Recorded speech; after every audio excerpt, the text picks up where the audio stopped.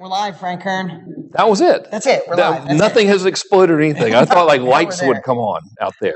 Hello, everybody. Frank Kern here. Welcome to the first ever Livecast. Well, we said that at the same time. We planned it. Hi, I'm Dean Graziosi, if you don't know who I am. And so why the hell is Dean Graziosi interviewing or having Frank Kern here? First of all, it's because this is my studio and we do this Livecast stuff pretty cool. But to be honest, Frank and I were together, what was that, 2 weekends ago at your house? 3 weekends ago? I brought my family over. It was pretty amazing. That's exactly right. Yeah. But, you know, I'm in a phase in my life. I've been blessed to be on TV for 15 years. My brand's done over $1 billion. I can say that. And now look. I'm really proud. Now you're on a Livecast now online I'm with Frank Kern. me. It took me $1 billion to be with you now. It has come to this, how the mighty have fallen. But I'm in a phase in my life where I only want to hang around and be inspired by people who really make an impact on the world. You know, and Frank and I got to back up. You know, when I first met you, I met you without meeting you. I asked Joe Polish, I want to do a launch. With being on TV for years, I'd never done a launch. And I talked to my buddy Joe Polish. He said, you got to meet Frank Kern. A real looker if I've ever seen one. So what I loved, though, at the time, with Mass Control, you and I got on the phone and you said, dude, I could explain this whole launch thing or I could just give you my program. All right, so Dean has forgotten the way this actually transpired. So I'm level 700 OCD, Howard Hughes, like phobic of strangers. Right. So I get a notification from the UPS store where the mail comes that says, you have received a package and we can't deliver it to you. I immediately think it's a bomb or something. I'm like, what the hell is going on? There's a bomb or something. And I go down there and I get it. It's a 9-foot Gordon & Smith 50th anniversary triple stinger longboard, which I later named the Space Ghost. And there's a note and it says from Dean Graziosi. We had never spoken. We never spoke before prior to then. So you had seen some stuff and you had tried some stuff and it worked. And as like a gesture of coolness, you send me the surfboard. So that's actually let me back up how we met. When I got Mass Control, so many times you get products, you guys know, and if you've gotten Frank's stuff before, you know how incredible he delivers what he says, right? So we get Mass Control, we give it to my team, and I said, let's just trust this dude and go word for word, line for line, email for email, and run a launch the way he says. We did it, and we absolutely crushed it. You know, occasionally it works. Yeah, results. You know, we did millions of dollars, and again, my results are different because I got to say that for disclaimer purposes. Yeah, and because it happens to be very true. Yeah, right. I'm a professional, and this is what I do. But it worked so incredibly well, and that's when I sent you the surfboard as a thank you. And you didn't even. So we ended up being friends. We talked afterwards, and through the evolution of every time I talk to Frank and what he does for me, and what I hope I've shared with you and what you've done for other people's businesses has been amazing. So I have my nephew who got out of college, wanted to come work for me, wanted to learn marketing, wanted to learn a webinar. So now we're friends. I called Frank 3 months ago. I said, dude, can you help my nephew understand webinars from start to finish? So Frank says, you know what? I could tell you, that's where I got that whole thought process, or I could just give you my ultimate webinar blueprint. Instead of me doing any work, I can pawn this off. You could pawn it off and just give you the course. But then you would have to go through. My nephew, who was never into marketing, never did anything like that, went from 0 to 100 so faster than anything I'd ever seen. I went through the course and was blown away. So if you want to know why we're here, 2 weekends ago when I'm at your house with our family, Frank's talking to me about his life and consulting and how incredibly well you are freaking crushing it and how you can make other people replicate it. And where I'm at in my life right now is you need the information that Frank's going to be sharing today. Like if you have a desire to do something different, to share your wisdom with other people, to consult and learn how to make it a cash flow company where you're not just getting paid one-off, this guy figured it out. And I said, dude, come down to my studio. We'll do a live cast. Share this with everything him and I talked about. I'm like, let's just turn the cameras on and share it with your incredible audience. And so that's why we're here. That's why I'm interviewing or sitting here with Mr. Doctor. Frank Kern. It sounds better. Doctor. I've got on a blazer. I don't know if you've noticed that, but this is very serious and you are because of the attire. Yeah. And the haircut. Yeah. So therefore, everything we're talking about must be accurate, simply by the blazer and the haircut. So you know what? I'll tell you what. I'm going to mark this off of our talking points here. Obviously, you're dealing with trained professionals. We have, instead of a real pen, a giant red marker here. Now, you're like the good cop. So I'm going to have to be bad cop for a minute, right? So this whole presentation, what we're going to discuss today, I guess we have an hour and a half. I don't know. We'll go until they kick us out here, until it's time for my plane to leave, right? This is specifically for a certain category of people, and it is not for a very large percentage of the audience. So, and I'm trying to figure out how to say this respectfully and tactfully, and I don't think I can. So I'm just going to be the bad guy for a minute. What I'm going to share with you is a result of 15 years of every single day working, not screwing around, working really hard. And in order to be successful in the field of consulting, in any of the 5 business models that really leverage your intellectual property that we're going to discuss today, you have to meet some criteria. Number one, you can't be the guy in your mom's basement who just wakes up one day and says, I'm going to be me a consultant and like buy something for me. You know, I don't have a business in a box type opportunity for you today. So that's thing number one. You absolutely must be able to help your potential clients. Absolutely. You must be able and willing to work hard, and you have to have some willingness to have human interaction, which it's ridiculous I say that, but because we're in the internet marketing space, largely, so many people expect to set up these automated systems that just produce money from the ceiling, which I don't know necessarily from the ceiling, but you can, or in a relatively automated income, but that's not what this is for. So I'm trying to really politely say, if you're a fruitcake or lazy, and you don't have any ambition or skills, you're welcome to hang out, but you're really just going to be watching a couple dudes talking. However, if you are currently leveraging your expertise right now through the sale of intellectual property, whether it's information products, you're doing webinars, you're doing small classes or whatever, and you really want to reach a more sophisticated audience that pays you what you're worth and doesn't hassle you, and you want to do it in a way that you don't have to sell in terms of traditional selling, then this is something you're going to want to pay very, very close attention to because I have a lot to share with you. Over the past 18 months, I think it's $6 million in consulting revenue that I've generated. And there's a lot of ways that a lot of things that can fall under the consulting umbrella. But I'll tell you that number and all numbers that we'll reference from this point forward.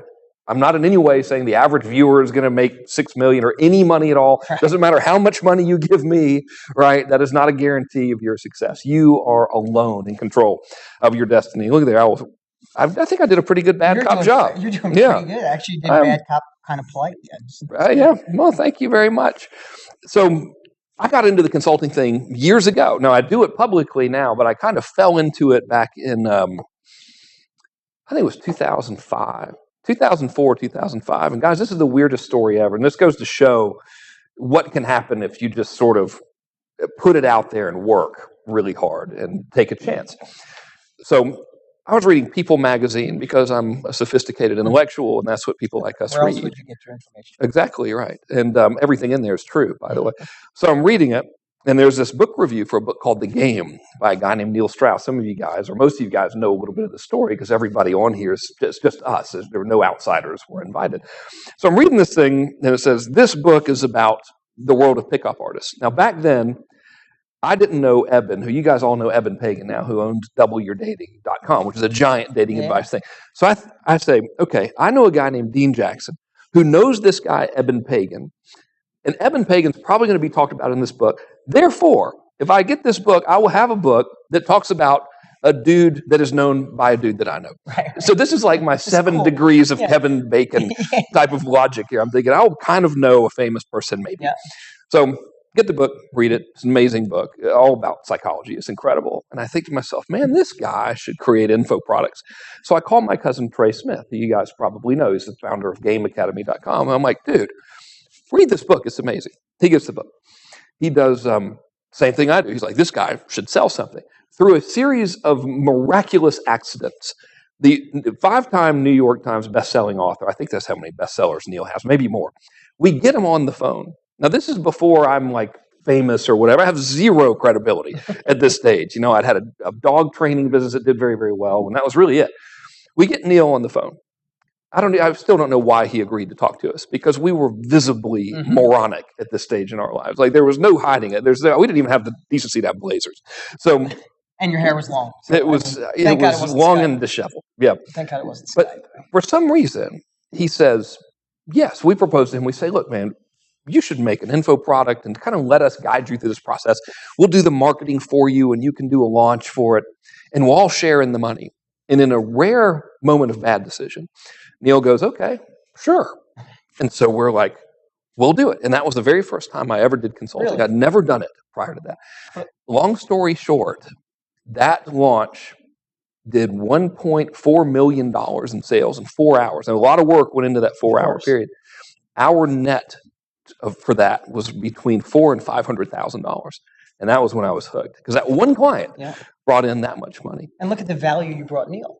Oh, right? yeah. He had a big the list. greatest thing about consulting, I've consulted, I've been lucky enough to generate millions of dollars myself consulting, is that the best part about that job, talk about something gratifying, is you're delivering wisdom that you know to someone who doesn't know. And at the end, you split extra money that neither one of you had. Yeah, you create you're something from nothing. Yeah. Now, it involved work, but it was course. incredible. I know this is silly, but if I don't go through my little talking points here, I'll get lost and we'll end up rambling about We got some slides here. You can tell we're live, right? You can tell we're professional. There we go. That is my son. He's illegitimate. I just found out about him, and I'm not quite happy about it, really, because he's already asking for money. That's what happens. It really is. You come to Arizona, you make a few mistakes in your youth. The next thing you know, you have like the 7-foot, 300-pound son. So I got a question for you. So you handled that beautifully. Yeah, I'm just trying to keep this. No, I'm just kidding. You asked me to be the straight cop, so I'm trying. You are the good cop. I'm trying to be the good cop. So Neil was first. Mm-hmm. Was it obviously putting hundreds of thousands of dollars in your pocket? Yeah, it's fantastic. It was a check. I mean, it was like, and obviously it's proof of concept, right? Yeah. But was that something I mean, I know of the evolution of so many things you've done, but did you never stop consulting while you were doing your own stuff? I mean, what was your second deal? So, being an absolute genius with a capital J, I decided that was relative. We probably worked a total, maybe 4 weeks of real work into doing it. And it was hard, I mean, it took skill. It wasn't like, hey, we just worked 4 weeks and we had $100,000 a week or something. It was, to make our money, Trey and I really worked hard. Being an absolutely brilliant person, I say that in the most sarcastic way possible, I saw something that worked incredibly well and was very rewarding and didn't do it again for like 2 years. So I was like, that was great. Let's go back to hard stuff, right? So I kind of created Mass Control, which was great. I mean, that's how I met you, and sort of did a lot of other little projects, but that was really the big one. And one day, I'm again with Trey, because we're still very close and we're working hard together back then. I said, dude, let's see what would happen if I sent out a letter to 1,000 people. And the letter said, essentially, give me $100,000, complete stranger, and I will do a promotion for you. And I want you to give me 15% of the gross sales, and I guarantee it'll work. I said, I guarantee you will make at least $300,000 back, or I will pay you your $100,000 back plus an extra $25,000, which that was kind of a ballsy thing to do. And I said, I'll send it to 1,000 people. And these were people who had bought my stuff. They had no other qualifying criteria other than they had given me money. So for all I know, they could have been lunatics that had an extra $1,900 laying around. Some of them probably were. You know who you are out there. All right. So I send the letter out, and we got 41 applications for people to take us up on that offer. 41. So had we taken them all, that would have been $4.1 million in upfront fees, exclusive of royalties. So I'm like, holy crap, what do we do? So we chose one of them, and we did it. And the promotion ended up generating $5 million. And our cut of that, after refunds and whatever, we got our $100,000 up front, and about another $500,000 in royalties, so $600,000. Wow. And that was another month-long piece of work. So I said, again, I was like, this is really something. This higher end, non-information marketing, really leveraging the intellectual property. And of course, being what some arguably would say is the most brilliant person in the world, I did nothing. So I didn't do it again until 2012. So this is like 2008. Okay. So 4 years go by and I don't do anymore because I'm like, why don't I just see if I can work as hard as humanly possible to get complete strangers to pay me for stuff? And it worked, and blah, blah, blah. Sold a lot of stuff. But in 2012, I got the dates written down here. Okay. In November of 2012, I decided to do an experiment. It was really for my own gratification. I said, all right, I want to see what I can do from scratch if I just do consulting, and I'll do the traditional thing that everyone thinks of, which is, you pay me, I'm your consultant, you pay me X amount of dollars per month. I began in November 2012, and I ended the experiment in May 2013. The average monthly income during that time was $179,000 just in fees. So there was no royalty attachments. Right. This was just the fees. Change. It was okay. My biggest month was $212,000. That's a little over money $200,000 coming into you. Yeah, for consulting. And it was. My fees were between $3,860 a month per client, all the way up to $9,750. And I was just price testing. Interestingly enough, I found the people paying $9,750 wanted less from me, which was amazing. I had one guy pay me $9,750 for like 10 months. And he talked to me so little that it bothered me. His name was Steve. I was like, dude, don't you're kind of paying me. And he's like, oh, it's okay. I just want to know you're there. Yeah, and we talked sometimes, and it was valuable to them, but it was insane. So that was a pretty big deal. So there are multiple ways to leverage your intellectual property. There is one-on-one consulting. There is what I'll call professional services, which is a done-for-you type of thing. So anyone who's in the ad management business, we'll put that under the consulting umbrella. Technically, it's not, but it's the same sales process that you're going to use to sell any of these. There's the fee plus royalty, which is what I did for Neil, right? You get a percentage of your growth that you provide someone. There's a huge upside in that. And there's group coaching, which I'll also put in consulting because it's the sharing of advice on a more intimate individual level. So I've got some slides here. I want to explain to you guys why I think this is the best business model ever, the best business ever. I'm very passionate about it. It's really pretty much all I do. Sometimes I'll do education kind of to gratify my ego a little bit. I'll be like, hey, I still want to be kind of famous. So I'll do a product launch or something. I've done one in the past 4 years. But these days, ever since that experiment, 99% of my activity personally is in this higher fee realm of consulting. So, I'm just going to share. I just read, I'm hooked on Dale Carnegie books, and I've been burning through everything I can get with Dale Carnegie right now. And Dale Carnegie was talking about, after the Depression, that the people who found to be bulletproof were the experts that shared the knowledge, because so many companies had shrunk, and they could get rid of services, they could get rid of extra people, but what they wanted was people to show them how to be quicker, faster, and easier with wisdom that they didn't currently have as a business. And the people smart enough right after the Depression that excelled and profited and ended up profiting. He was talking about how you may have listened to the book. I forget which one it was. It talked about they became bulletproof because during an up market, they knew how to help their clients go even faster. But when they fell and things weren't going good, the first person they would spend money, if there was a little bit left in the coffer, it went to a consultant on how do I maximize during these tough times. Well, and this is probably written in the 40s, right after the Depression.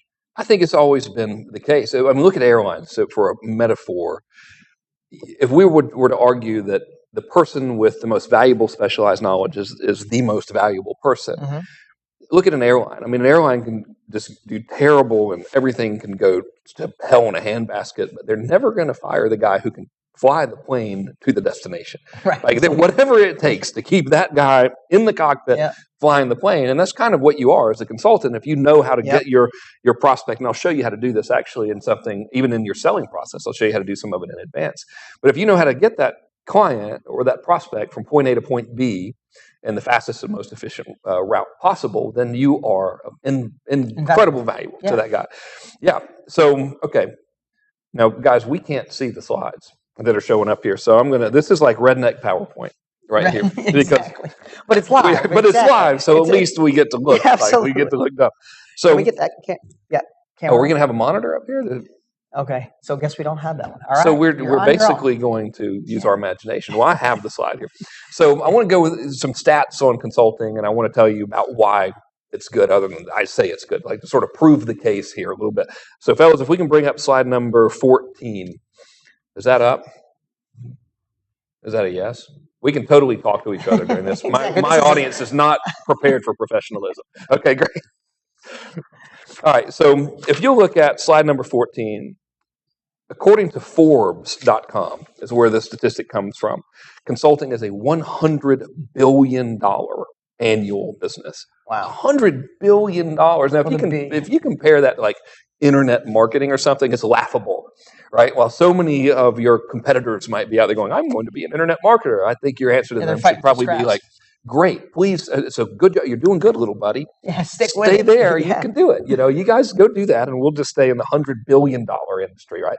So if we go to slide 15, you'll see this little graph here. This is according to the United States Department of Labor Statistics or something, one of those very serious sounding government agencies that you don't want to make mad at you. They said that, well, now I've moved the dang thing. According to this slide, consulting is predicted to grow by 83% by 2018. So while so many other industries are struggling and getting hammered by the economic funky business. That's a technical term, by the way. That, yeah. Yeah, consulting. It really is pretty good. Don't steal that. Yeah, I probably will. I don't know. I TM'd it today. If you say it on a live cast, it's trademark. So we'll put an ampersand up there so we can trademark that too, get royalties. So anyway, 2018. Now, interestingly enough, the biggest category of consulting that's growing is the business services area, specifically like management and sales training and marketing. So I read that as well. So that's pretty good because that's what most of us are. So we got a good looking future ahead of us, according to the government. So on slide 16 here, guys, if you want to pop that up, I want to tell you one of my greedy reasons, or a lot of my greedy reasons for why I decided to do consulting versus selling information profits or information services or products. Number one, we've got a very low overhead. And we have minimal fixed costs, right? So my office is in my house.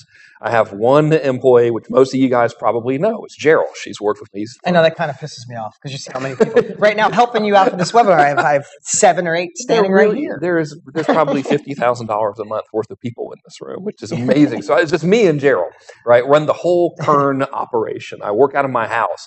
Gerald lives in Connecticut. I see her like biannually, So the overhead's this compared to traditional businesses, and I'll go over with you some of my pricing structures. But for example, at $97.50 a month, that's $9,750 per month that a client would pay on the one-on-one consulting arrangement. My net is $9,750. Like I don't have stuff I got to send the guy. There's no warehouse full of anything. So that's pretty good. So and at the end of the day, when you say that, it seems like, wow, you're making a lot. But we all know when it comes to wisdom that changes things.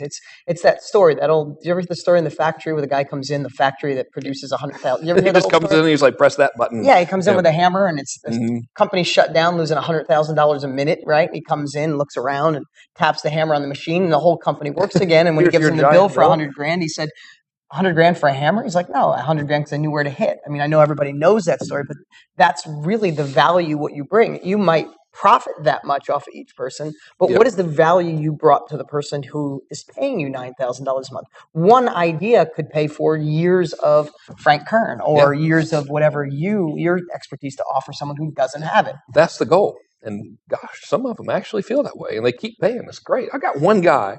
This has almost gotten weird. Okay, so I have this client, friend of mine. Now, you ever do this? You become friends with your clients, and then it becomes kind of strange, right?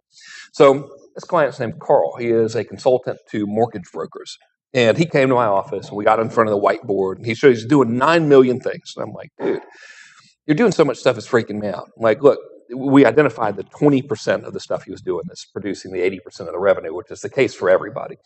So we worked together. About 6 months go by. And he calls me up and he goes, man, I have literally tripled my revenue working with you. And not only have I tripled my revenue, but I take every other week off. So now it gets better. So we continue to work. He goes, I'm trying to get to the weeks that I do work. It's just Monday through Thursday. I'm like, man, you're killing me. Come on. So now he's Monday through Thursday. So we're hanging out. And he's been my client since 2012 now. And so like 6 months ago, I'm looking at my Infusionsoft billing reports, and I see he's coming up for a bill. I'm like, man, I really like this dude. We never talk anymore except for stupid dude stuff. I'm just going to hit cancel on this. And I send him a text. I'm like, hey, man, I just want you to know that I canceled your billing, but nothing's weird. I mean, you're my friend. You can call me anytime that you want to. No problem. I just don't feel, if we hang out, I'm not going to charge you for hanging out. Dude, it created this Larry David. You guys ever watch Curb Your Enthusiasm where like the socially awkward situations just escalate? So we get into this Larry David like cycle of neuroses where he is uncomfortable now that I'm not charging him. And I'm uncomfortable that I'm charging him. So it finally culminates in this hour-long call where he sells me on why I should continue to charge him. Well, he was never gone. I just wasn't charging him. It's like, dude, you don't have to pay. I'll still help We'll hang out. Come on. It's been forever. You're doing great. What more do you need? I'm still billing him.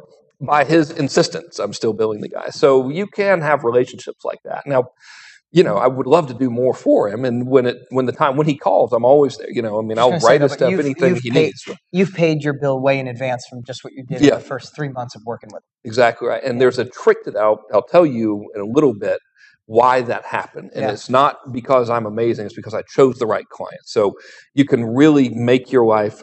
I don't want to say easy because I don't want to paint a picture of like, hey, you push a button, you get rich. It's not what this is about. But you can set things up to where you're not doing a tremendous amount of manual labor. You have clients with so much momentum that you're just making little tweaks on the dial that provide big changes. Because they already got wind behind their back. Yeah. Okay. So I got off topic a little bit. I think we're on slide 17. Slide 17. Look at there. All right. So actually, you can jump up to slide 18. Take that.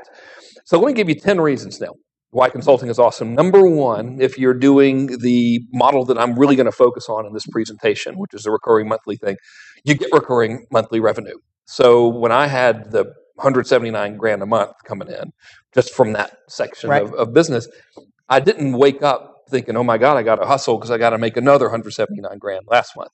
I woke up saying, well, I got 3 calls this morning and this dude needs this. And I think I'm going to research this article for this guy because he's in this business. I want to make sure everything's cool.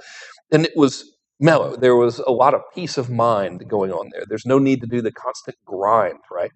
A lot of people with intellectual property that's valuable, our friend Dean Jackson calls them self-milking cows, right? So if you're the cow and you have the milk, so much time is spent doing everything else, like getting the milk distribution centers lined up and doing the farming for the grass and everything, that by the time you have to produce the milk, you're exhausted, right? In this model, that's not the case. You get a handful of clients that pay you every month, you're stoked. How many brilliant people do we know that obsess and their whole life is getting more people into their funnel when their deliverable, it's horrible. When their deliverable is better than any other person in their field? That so many people would pay you for what you have, but their whole time is spent setting up the processes. I'll give you some numbers in a minute, actually, to prove the superiority of this versus other things. Point number 2 here on slide 18. I sound like an attorney. Point number 2. Now, I made this when I was doing the experiment. My practice is bigger than this now, but it says my practice generates 175 grand a month, and I have less than 30 clients. At that stage, when I even got up to 212 a month, I had under 30 clients to generate that amount of revenue. So you don't have to, depending on your pricing, and I'll help you come up with some ideas on this in a little bit. You don't have to go out and do a giant launch and be everywhere. And you don't have to emulate the behavior of the guys that you might look up to in marketing, because you just don't need that many people, So it's what the true definition of marketing is. You attract those you want and you push away those you don't, right? There's 70 other people that would have liked to work with you, I'm sure, but they didn't fit in this model.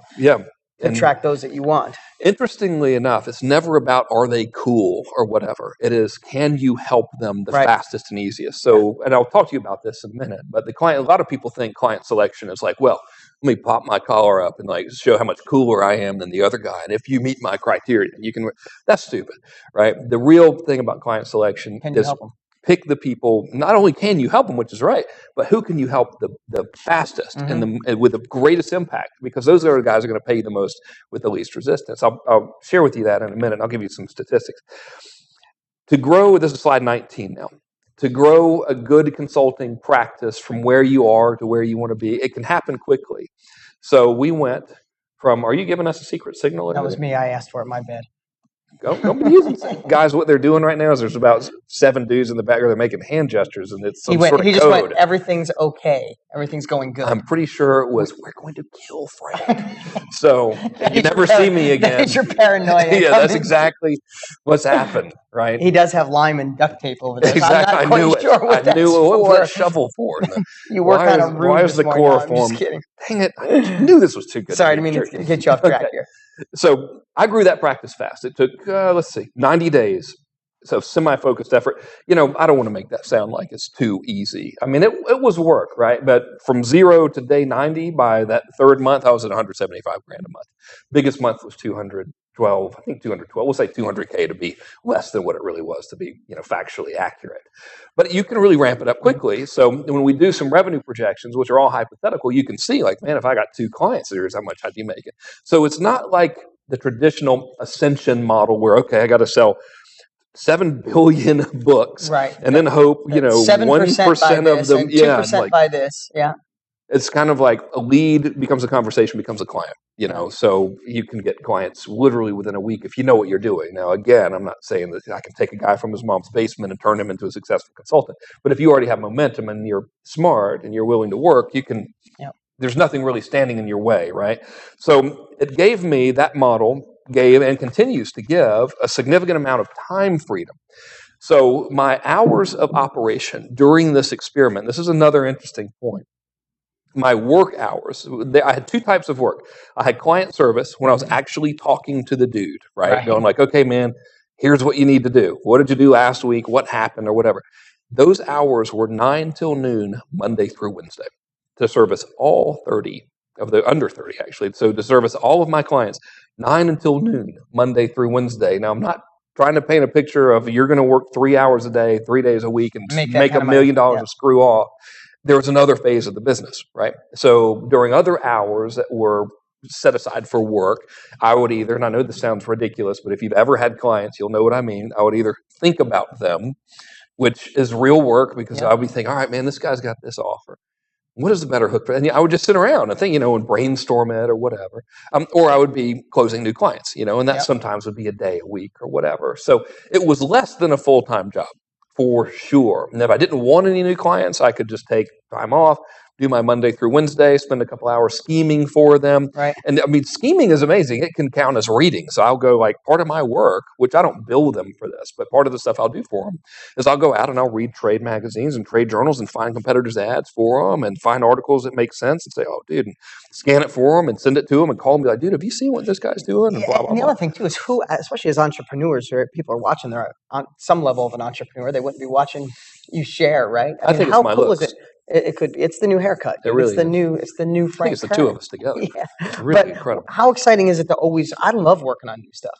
I mean, how many of us crazy entrepreneurs mess with your own stuff just because it's going too smooth? Without even realizing never done that. it. Without even realizing it. No, I see it. It's every other red line. It was going so good, I didn't do it. And I've made it worse by doing it in red. It's like dumb. No, but I love that fact. I mean, I have friends and people that are, we've helped each other through the years since we became friends. But I mean, from a plethora of friends in the market, I love when they call me and go, dude, this is messed up. How do I fix it? You step up, your chest goes out, and you can't wait to deliver. And it's so much easier. I don't know about you, but when I help somebody else, I'm so much more articulate and to the point. Where I can drive my staff crazy for the stuff I want to do. Other people's business, but I go to their staff and I immediately have all their points, right? And then you go home and they're like, "What? Where's that guy?" Exactly. Like, well, shut up. Anyway, I didn't mean to digress, but how cool is it? I would love to looking at other people's stuff and helping them. It's just if you're an ADD squirrel kind of person, maybe that's just that likes new things. Well, I'm like that, so it's the ultimate because you get a new situation every day with the new clients, depending on how many clients you have. It's awesome. And then part of my job was just be like, no, dude, do that thing, do that one thing. I just had that conversation this morning by email with the client.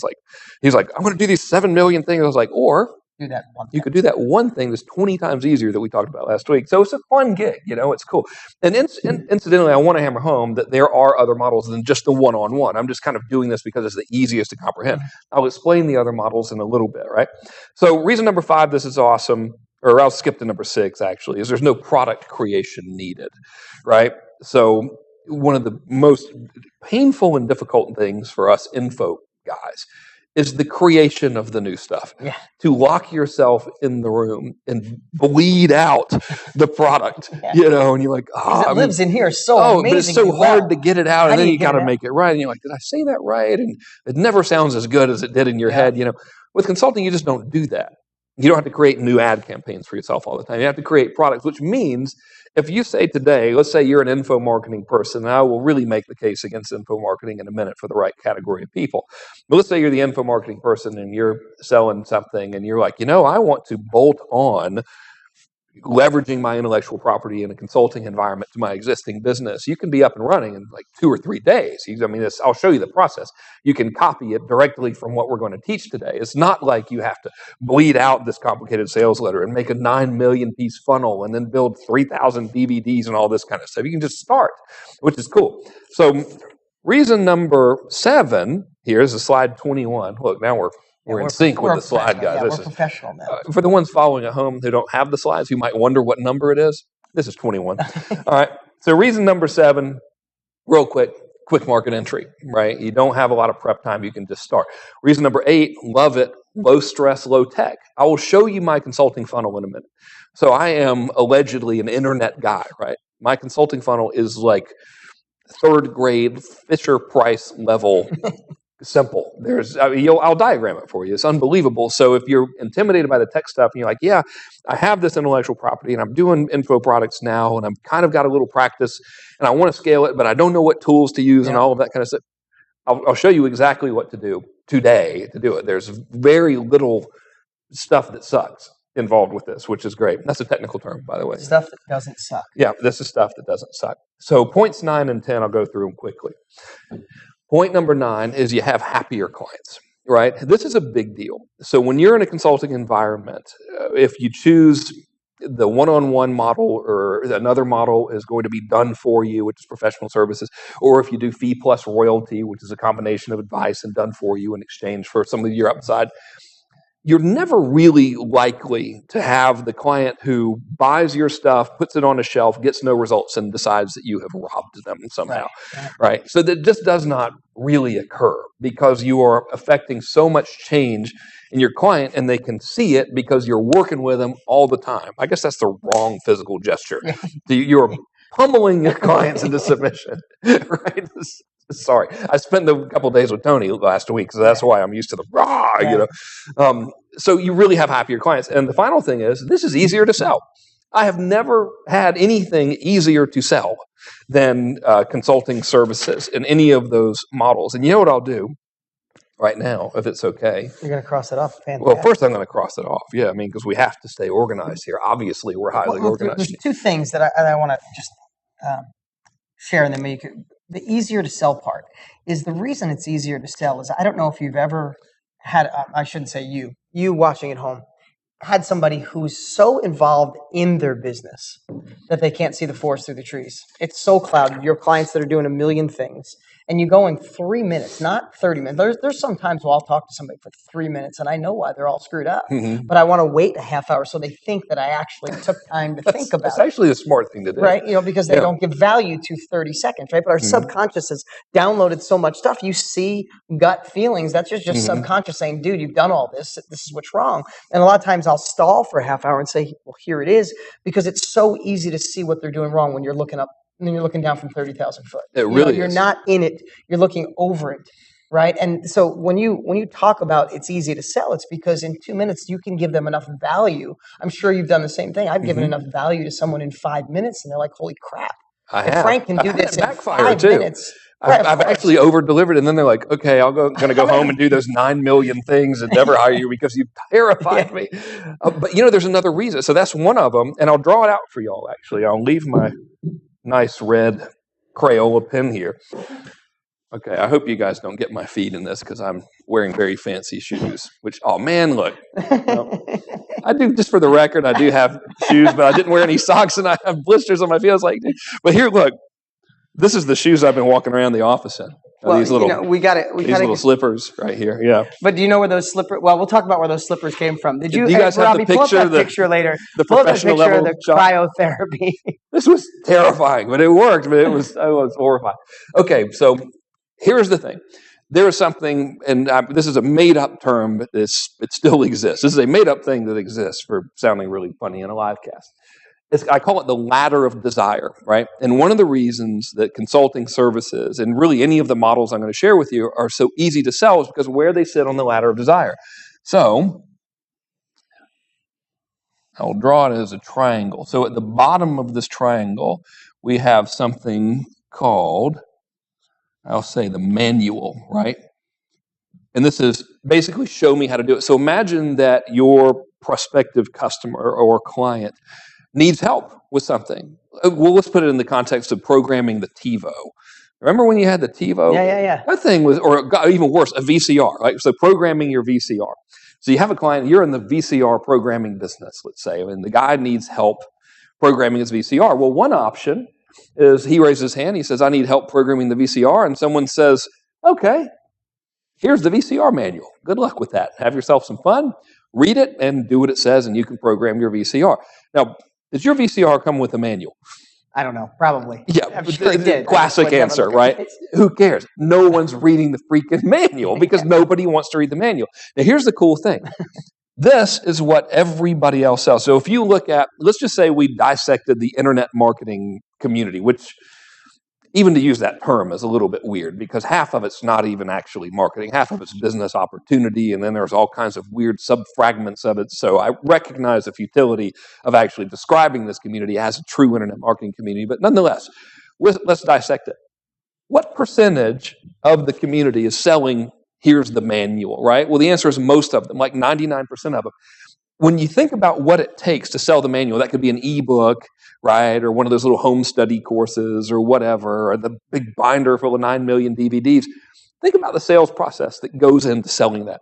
It's like the 30 million page letter, 900 videos that claims that are the size of the Empire State Building, right? They're having to really, really try to sell that. It's extremely difficult. Why? Because it's the lowest on the ladder of desire. Nobody wants the freaking manual. You don't even know if your thing had one, right? And you wouldn't have read it anyway. You'd have called the other guy. So here's level 2 on the ladder of desire. And that is essentially do it with me, right? So if this is the manual, which is show me how to do it, this is do it with me. So now put yourself in a situation where you need help programming the VCR. You call the VCR guy up and he goes, man, I'll be right over. He shows up and he says, okay, Dean, pick up your remote control there. I want you to press the red button. That's record. You see how it says record on your DVD, on your VCR? You're like, yeah, dude. He's like, well, that's like whenever you want to record something, press that. Now, next thing you're going to want to do is you're going to learn how to program it to record something on Tuesday. So press the program button and now press the set time button. And he's like walking you through it. And now it's not a big deal, right? You're okay. You're like, sweet, dude, this is all right. So this is extreme. This is where like true exchange of advice consulting is. This is really the do it with me, where you're actually in the trenches saying, okay, say this, do this, move this piece here, whatever your line of expertise has to be.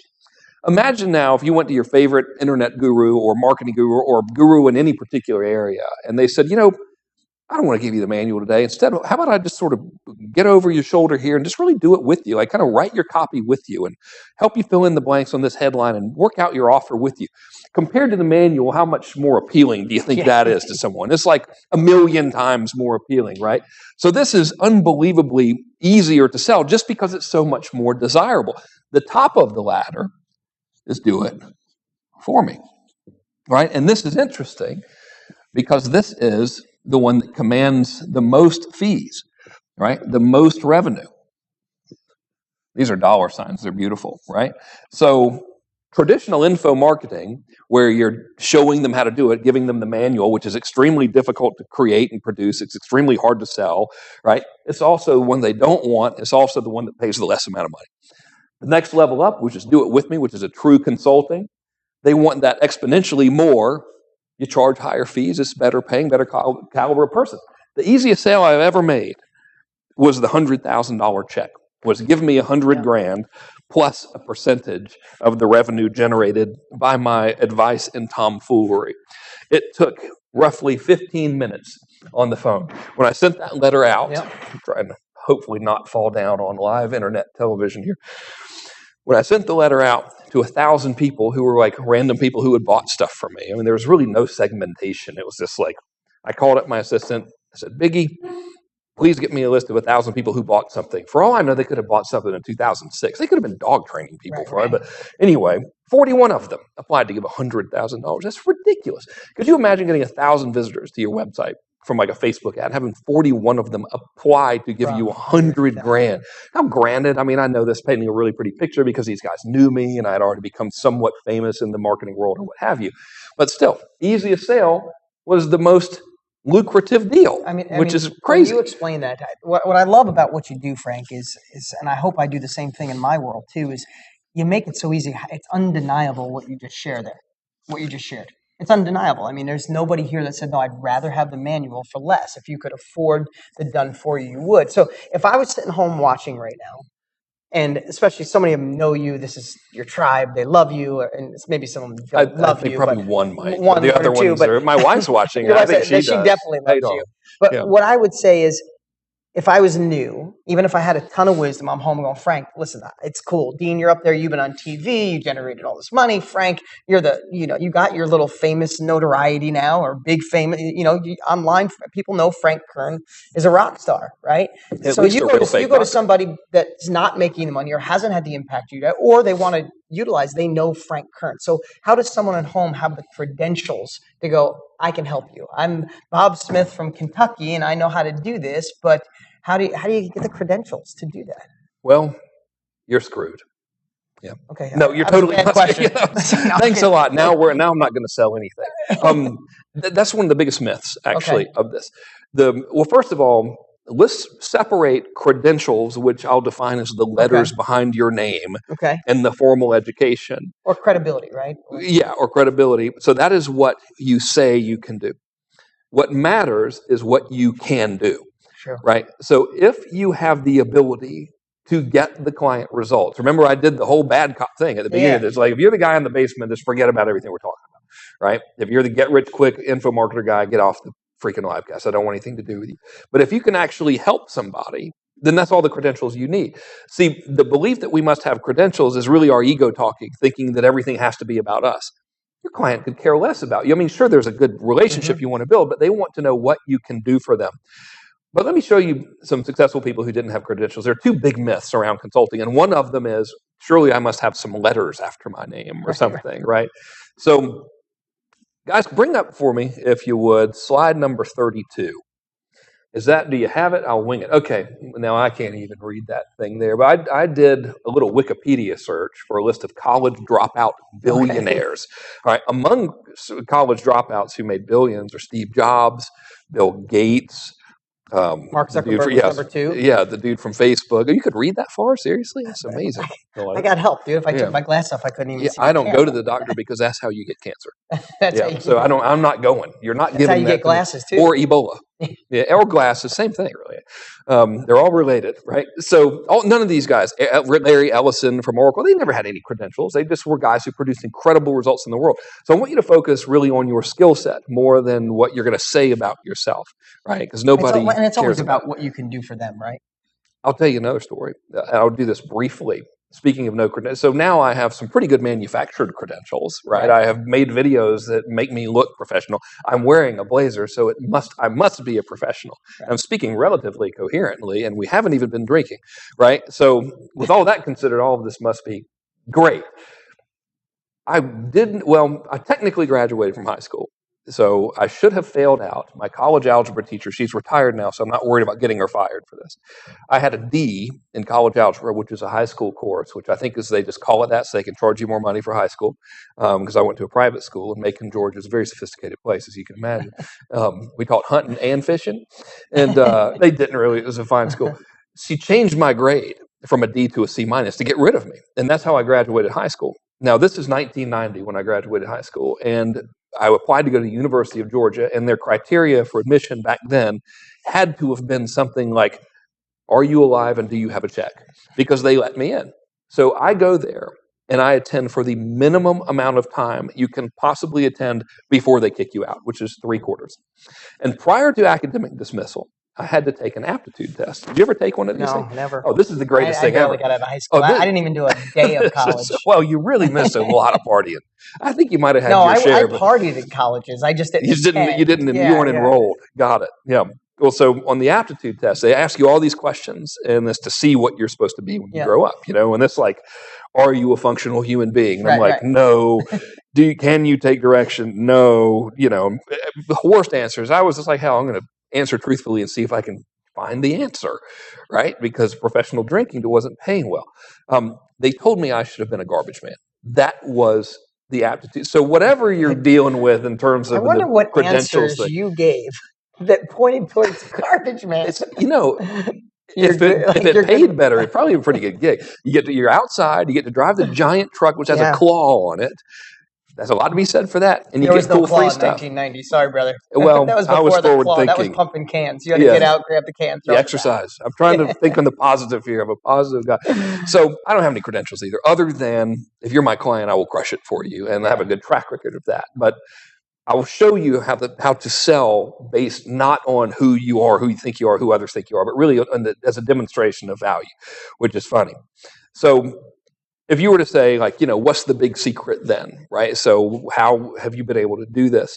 The secret to being successful as a consultant, as someone who's really leveraging your intellectual property, whether it's any of these models we've talked about, is to be able to get your client from point A to point B faster and more efficiently than they could do it themselves. Because that's all they want, right? I mean, if you're in the business growth consulting business, if you can help him grow his company faster than he could do it without you, that's all he cares about, right? So that's all we're going to focus on. We don't focus about any of the other stuff. So what I want to do is I want to talk about, if it's okay with y'all, how to actually get some clients. But before we do, and this is dangerous, so I want you to help me be doubly bad cop. Okay. I want you to do a projection of what you would like your income to be. Now, how can we give the barrage of disclaimers here to make sure that we're not being confused and accidentally mistaken for saying you're going to do this? I think you're doing it right now by saying it. What I'm going to tell you is a hypothetical situation, right? And the numbers I am going to choose here, I have chosen these numbers using a patented process I call the rectal extraction method.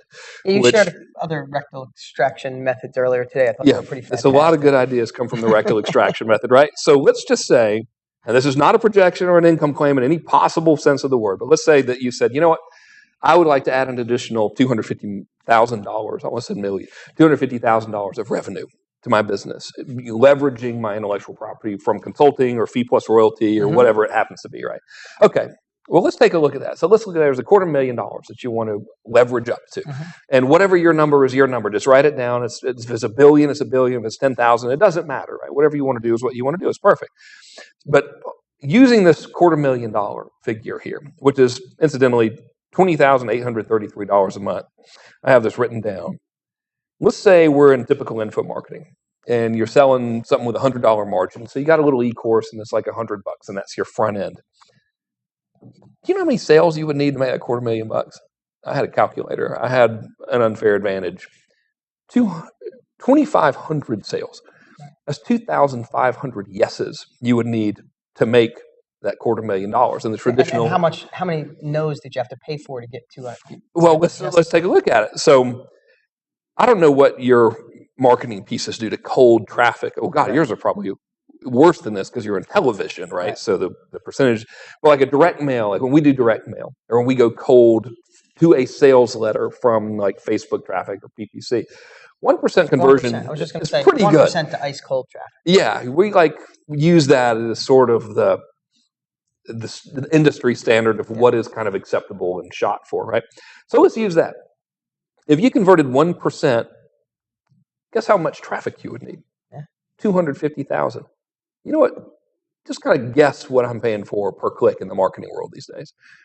Targeted traffic about $1.29 per click. Now, yeah, I know there's Facebook dudes out there. Oh, I could get you 10-cent. I'm talking about real people. I don't care about the, business opportunity seeking dude in their mom's basement. But to get actual good prospects, I'm paying about $1.29 a click. So if I convert it 1%, my current rate of traffic expenditure, I would actually lose money to get those 2,500 yeses, right? So let's compare that to consulting. So we'll take that same $20,833, we'll say $21,000 a month that we want to earn. Again, have we made the point? Yeah, that it's hypothetical. It's hypothetical. I'm not in any way telling the average person they're going to make any money at all or do anything. I don't know what you're going to do. So let's see how many consulting clients you would need to meet your goal. And let's assume that you're doing a one-on-one. Basically, I'll talk to you twice a month or whatever. I'll tell you how to structure that in a minute, right? I'll tell you how I did it. So if you're doing a monthly thing and you are charging like, I don't really do as much one-on-one. I get a piece of the business now, but like I did during that experiment, $9,750, you would need really less than 3 clients to exceed your goal. Now, I don't know who the 2.5 people. I don't know who the other half person would be. You would need a dwarf, I think, and then 2 large, or maybe 1 very large person, and then a dwarf or something. But it would be 3 clients. If one of my other price points was $38.60 a month, just rectally extracted, it's made up price point, right? 6 clients exceeds the goal. That's 6 yeses versus 2,500 yeses, right? If you're charging $2,900 a month, 8 clients. That's all you need. If you're charging $1,800 a month, that's 12 clients. Now imagine if we are at 1% conversion and you want 12 clients. you would need 1,200 visitors. Now, there is more to it than that. I don't want to oversimplify it. There's not more to it in the sense that you would need 12 clients at $1,800 to meet that goal. But the conversion process is a little different. But it's not too far off, right? So did you crack the code on it? This is just a question for me. Maybe you have the same one, but did you kind of crack the code on what target market to specify so you're not casting a massive net? Absolutely. You're more shooting a line. Yeah. Right. It absolutely true. Because to get those 2,500 people, I mean, I've sold millions of books to strangers, right? And I cast a massive net. See, that to me is just, yeah. we have this conversation. I'm like, you're crazy. I know, it's exactly what you told me. Why would you do that? But obviously, if you know you're fishing for a certain fish and it's in a certain part of the area and you use a certain bait with a certain pound test and you drop the line, you're fishing for one fish, right? Yep, rather than casting a net and throwing out all the ones that you don't want. I mean, I know that's obvious and you guys are all marketers and you get that, but have you found the straightest path to acquire Absolutely them? have. Okay. Yeah. Are you going to share it with everybody, or are you just going to hold it back? That's in the platinum edition of today's Livecast, and if you just enter your credit card number anywhere on the internet randomly, you'll be. Please don't do that. What if someone actually said everything I did they took seriously? They'd be like, well, Mr. Kern, you instructed your viewers to enter their credit card numbers anywhere on the internet randomly. How do you explain that? Like, well, it was the psychosis. It was the freezer that you made me get into a couple hours ago, which we'll show you guys that in a minute. It was terrifying. Okay. Your success is really going to be determined by two things. Number one, your ability to fulfill your promises, right? So again, if you're the fruitcake in the basement, forget about it. But if you're good at what you're going to do, then that's kind of a given, right? We're like, well, of course, you can fulfill on your promises. Here's the big thing. It is all about client selection, right? So let's say I took that gig with Neil, and Neil wasn't brilliant, and Neil wasn't a great writer, and Neil couldn't deliver on the promises. I'd have wasted a month. I'd have made $0. Let's say I took the $100K plus royalties client and later ended up netting us, I don't know, $500,000, $600,000. It was a couple of years ago, so I don't remember the exact figure, but it was a lot. If they'd have been flaky, I wouldn't have made them any money, and I'd have having to give them $100,000 plus an extra $25,000 back, right? So client selection is a big deal. So fellas, lovely assistants, my newfound son here, pull up slide number 60 if you can. I have in my notes, that's the right one. There you go, look at that. Okay, so that's like magic. So check this out. According to National Floral Marketing Institute, which is a very legitimate sounding organization, men under 35 spend $30 on flowers for Valentine's Day, while men between the ages 45 and 60. 45 and 60 spend 350% more. Now talk about turning the knob very subtly on the dial, right? Yeah. So if you're a flower shop, well, I mean, guys, if you want to be flower shop consultants, you can literally say, fellas, if you want a 350% increase in revenue per customer, go after dudes 45. Send the marketing pieces to guys that are 45 and over. So the flowers are the same, right? There's no difference in the flower. It ain't about the flower. It's about the dude that you put the flower offer in front of. He's going to spend a lot more money. There's a lot of reasons why. He's probably in more trouble with his wife than the younger guy because she's had more time to grow tired of his shenanigans, exactly. Right? That's probably exactly what's happening. I like the way you think. Yeah, he has more to prove, right? So the trick here is when you're thinking about this, and I have it written down, I'll read what I wrote so I sound smarter. If you segment your prospects by who you can get the fastest and the most powerful results for, your life will be very easy for a multitude of reasons. Number one, when you have the conversation, it's called a collaborative close. I'll teach it to you in a minute, right? So I'm going to give you everything I can today to help you. When you have that collaborative close with them, you can give them insight in advance of them becoming clients that's immediately applicable and very powerful to them, right? Number two is if you're able to help them way more than anybody else, then you're not going to have to do as much manual labor. So, for example, back when I started doing this in 2012, when I was really like into it and said, okay, I'm going to just crack the code on this on a massive scale. My criteria for working with me was you had to have a list of X amount of people. You had to be selling something that was like roughly X price, and you had to have goodwill. Well, why did I choose that? Right? Well, it's not that hard for me to get them results. I mean, if the guy's got 100,000 people coming to the website a month, he's got 500,000 people on an email list, and he sells something for $5,000, and I'm charging $10,000. I got to make a couple little tweaks, and he's selling, 10, 20 more customers, and my fee is now negligible. Right? I couldn't do that for the beginner. Right. Or so startup. This section of it is really, really important. Yeah, and it would seem important too that when you start this next venture in your life is picking your first client is probably really important too, because if this criteria is even more strict with your first one, get the most results for your first client. Obviously, the leverage of what you did for the first person can compound getting your next clients. Here's what's really, I shouldn't tell you that. You're usually telling them all the same stuff. Yeah. Right. I mean, all the guys that I was doing for 9750, from 3860 to 9750 is all the same service. The 9750 guys actually wanted less, which was amazing. Now it's a lot more than that, but it's always the same thing. Yeah. It's okay. Well, your offer needs to be fixed. We need to put a back end in place. We need to say, well, I'll tell you, I had recently, in the past 14 days, I acquired 10 clients at 35,000 each. It's pretty good. Actually, I acquired 11 clients at 35,000. And I've written 2 of them down. And this is very insightful. Okay. So the first one comes to me, and he owns a medical staffing company. And this is a big business. They were VC funded, and they were so successful, they bought the VCs out, right? So they're not screwing around, like really, really serious, legitimate company. They come to me, and the guy's, he's in the room with me, and I'm talking to him about marketing. And he's looking at me like I'm completely crazy. And I'm like, dude, is everything okay? And this is before he's become the client, right? So I'm in the collaborative close kind of section of our thing. And he's just like, look at him. And I'm like, what's going on? He goes, I'm sorry, man. I thought you were an operations guy, which is hilarious. So I'm like, you thought I was an operations guy? Like it's me, and you're thinking, you guys, operations guys are like the eggheads that draw. Like, I'm sitting here with no shoes on. I'm clearly not the operations guy, right? But here's what's interesting. So I do a little more digging, and 100% of this guy's problems stem from he's got an outside sales force, and he's not sure what they're saying. So sometimes he gets a Yahoo that says the wrong thing, and then it becomes a problem. And then because it's an outside sales force, they're bringing in all these customers, and like a fraction of them are actually good customers. And the other 80% of the customers, we'll say arbitrarily, are not bad people, but they're not profitable, and there are tons of it. So 80% of the work is going to this big group of customers that are the wrong customers. 80% of the revenue is coming from this little tiny 20% of customers who are awesome. So he's like, yeah, I need to figure out our supply chain and all this kind of stuff. So I'm talking to him. And I'm like, well, dude, hang on a minute. If this little small group of customers is your perfect customer and all the other ones are a pain in the ass, now this is, guys, you guys are going to laugh because to you it's obvious, but it goes to show the value of what you know versus what the rest of the world knows. I say, I have an idea.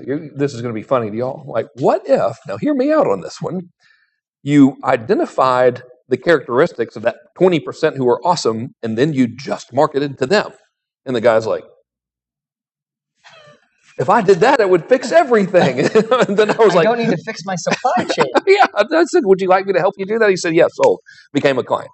Right. But see, that one little, this is what I'm trying to explain. It's knowing where to hit. It's knowing where to hit. So so if you have the right guy, you can literally say, like, blow the guy's mind by saying, dude, quit selling to these guys that aren't any good. Focus on this 20%. Everything's going to be great, So now we work together, and I help him work with the 20%. Another guy. So this is the exact same thing.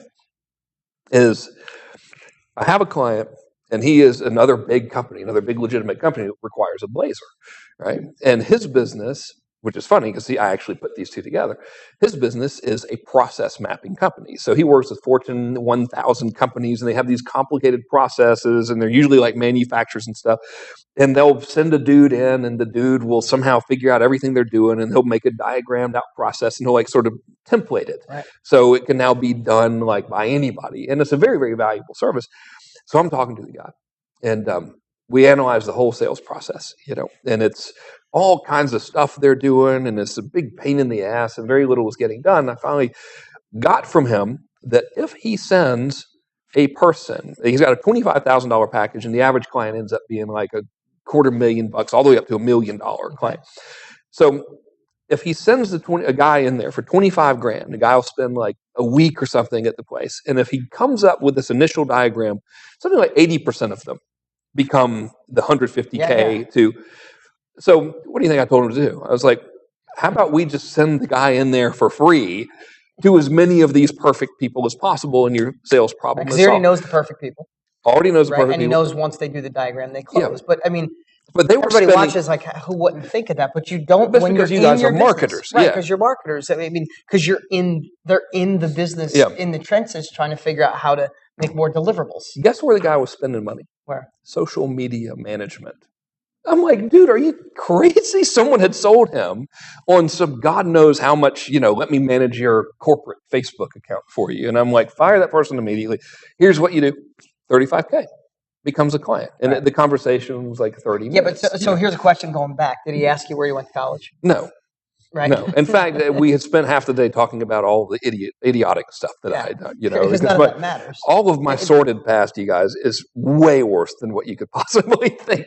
So you think, like, oh, he got sued by the FTC and all that in 2003. That's like not even the beginning of the debaucherous, like, younger years and everything. So he could have cared less. He was like, if I just go do this, what you told me, everything is good. And guess what I said to him? Well, would you like me to help you carry out this plan that we've come up with? There's a process for that conversation. I will teach it to you today, right? So we're going to get pretty good work done today. How are we doing on time for this thing? I don't even know. It's like we're in a vortex of talking. I think we're good. We cool? Are y'all cool at home? I think we're an hour in. Really? Cool. Are we an hour in? Hour and 5 minutes. My God. Are they liking it over there? All right. Any death threats for Frank? Any death threats coming? How about for me? Good. Nice audience. Nobody wants to kill. Maybe no one's there. That's probably no one's there. How many people we got on this thing? Are you? Now I'm nervous. Why did 2,400 is on there? I had no idea. It could have been 12. We max out at 2,500, so that's good. Are you serious? No. Oh, I would have totally believed but we it. used to, though. We used to max out at 2,500. I would have absolutely believed that. That's okay. Thank you. So we'll just speed it up a little bit. No, I'm actually going to slow it down. So now let's talk very simply about your mindset in this. I know. Okay, so the key points here that you need to take away. Numero uno, you don't need that many clients. Depending on your income goals, I don't need your income goals, but if you're operating at a premium, dealing with the perfect person, charging them what you're worth, chances are you don't need a ton of clients. It was less than 30. My biggest month was $200-something thousand, right? I mean, if you add up Neil and the other one, it's over $1 million from 2 of them. Right. I mean, dude, I know your numbers from 1 client, and if you want to say it, it's okay. I don't want to, intrude, but it's insultingly large paychecks that you get on a weekly basis from 1 client, which you're welcome to sign over to me. Thing number 2 is the big secret here is to select your market based on who you can help the most, right? And that's a big one. Secret number 3, which is really just a point, is now you can be, because you don't need so many clients. You can be very selective in who you work with. You don't, like, a typical internet marketing scenario is like, everyone should buy my stuff. And a higher fee consultative scenario, most of it is this. You're like, no, I'm sorry, I'm not the right fit for you. And it's not from a power play, but your time is leveraged so much that you really don't have to choose someone who's not awesome to work with. And you can end up with guys like Carl, who are like, it's really bothering me that you won't charge me. I'm going to see him on Saturday. I mean, he might be watching this. Carl, I'm going to stop charging you, and I'm not going to tell you, and then I will have won, right? So, and now then he'll end up giving me things. He'll be like, here's something. And I love the guy. I mean, I wish he lived next door to me. He's great. Okay, so let's talk about now getting clients. You think we're good to go on that thing? I think we're good. Still. All right. So I'm going to use the whiteboard. There's an eraser down there. The other myth about there it is.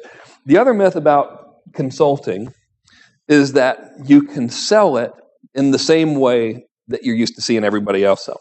So I want to diagram something for you here. Dean, it's so strange to be on live internet television and not be able to see who you're talking to. For all I know, we're doing terrible. They could be like, you guys are completely out of your mind. I'm only watching this because I like the view of Frank's butt, right? So what you guys are used to seeing out there in internet land is a sales process that I will call the significance model. All right? And I got this term, I think I got the significance model from my friend Kevin Nation, who is a brilliant sales consultant and coach. Lovely man. So here's what, if you're worried about credentials, this is going to kill it for you, okay? So the traditional info marketing pitch, internet marketing pitch, the launch sequence style pitch, usually follows these steps. It says, I'm awesome. Okay. right? So that's usually the video going, hey, everybody, look how freaking awesome I am. So look at how awesome I am. Number 2 is everyone else says I'm awesome.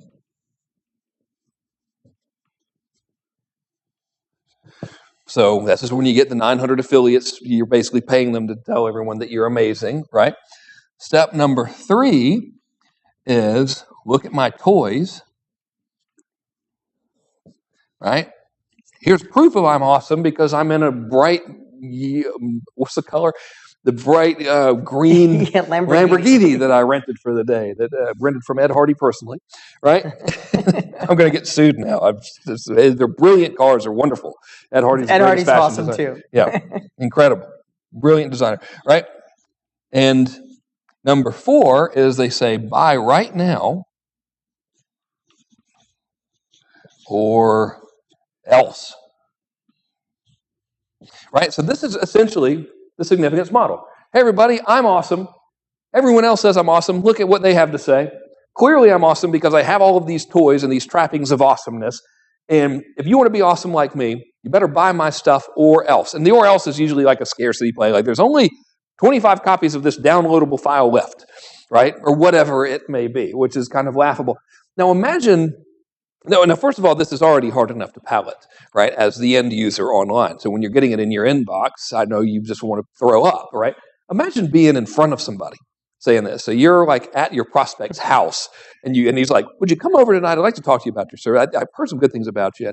I'm wondering if you can help me out. You say, sure, I'd love to help you out. And you walk into the door, and you're at the table, and you say, well, you know what, Mr. Jones, before we begin, and so he starts to tell you. New York Times bet. Yeah, he's like, well, here's what's going on in my business. And I was like, let me stop you right there, Mr. Jones. I'm awesome, okay? First of all. Second of all, fellas, come on in here. Guys, these are all my friends, and they're going to tell you about 37 million times I'm awesome. And then, Mr. Jones, just open up those blinds and look outside. You see that bright neon Lamborghini that has an Ed Hardy wrapper on it? It's mine. I bought that as a result of being awesome. And, hey, listen, I got to go in about 3 minutes, so you better give me some money. The guy's going to punch you in the mouth, right? He's going to almost said, get the heck out of my house here. I don't ever want to hear from you. So this is the mindset that is going to have you worrying about credentials. This is what most people do in selling, right? You've seen it in the formulaic process. The proper way to do this is called the client-centric. So the client-centric model essentially says, where do you want to be? Where are you now? What steps? It's so hard to write and talk at the same time, guys. They got me on camera here. I was going to say steps. What steps can you take to get there? And how can I help you?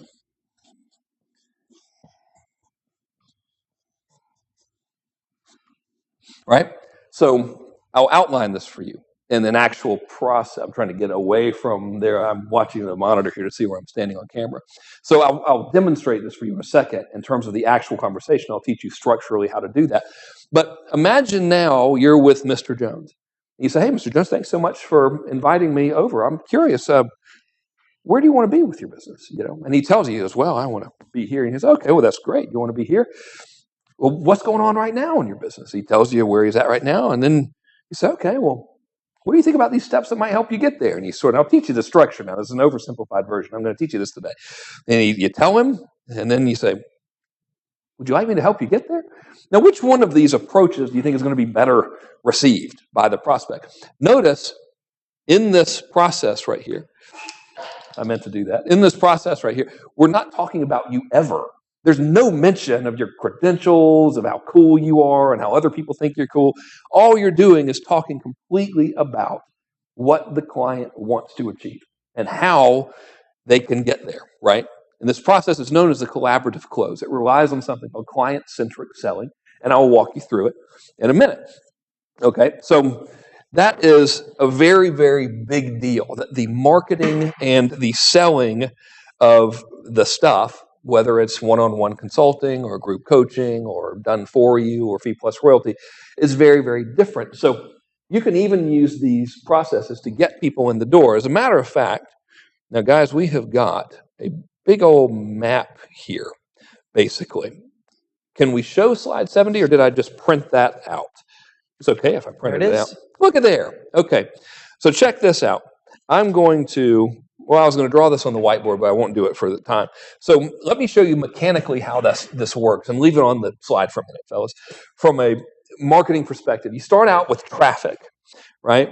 And fellas, do you have the ability to bounce between several slides back to slide number 70? They're saying, there's these guys, it's like we're in the NASA headquarters. 19,000 square feet of studio we're in today, guys. It's incredible. Okay, so let's talk about for a minute this traffic. So obviously anything begins with traffic. Now, most people think traffic is going to be joint venture stuff, right? Or whatever. They get in this free traffic trap. Show me slide 72, for example, right? Okay, so right now, remember I said like the key to this whole thing is to really make sure you're only dealing with highly qualified people who you can help the most. For example, just with Facebook alone, and this is getting more and more targeted by the day, you can now, because of who they've partnered with, target people by their financial situation. You can target people based on their job role. You can target people based on what they've purchased. You can target people based on their car. You can target people based on their occupation. So let's say that you are a consultant for financial planners, right? Which I actually do work with a lot of financial planners. It's some of my best clients. I can show ads now just to people who are in the financial professional category, right? Just on Facebook, right? And that's, I mean, these slides are kind of old. This has gotten even more sophisticated now, so it's ridiculous. Let me show you another thing on slide number 73. Check this out.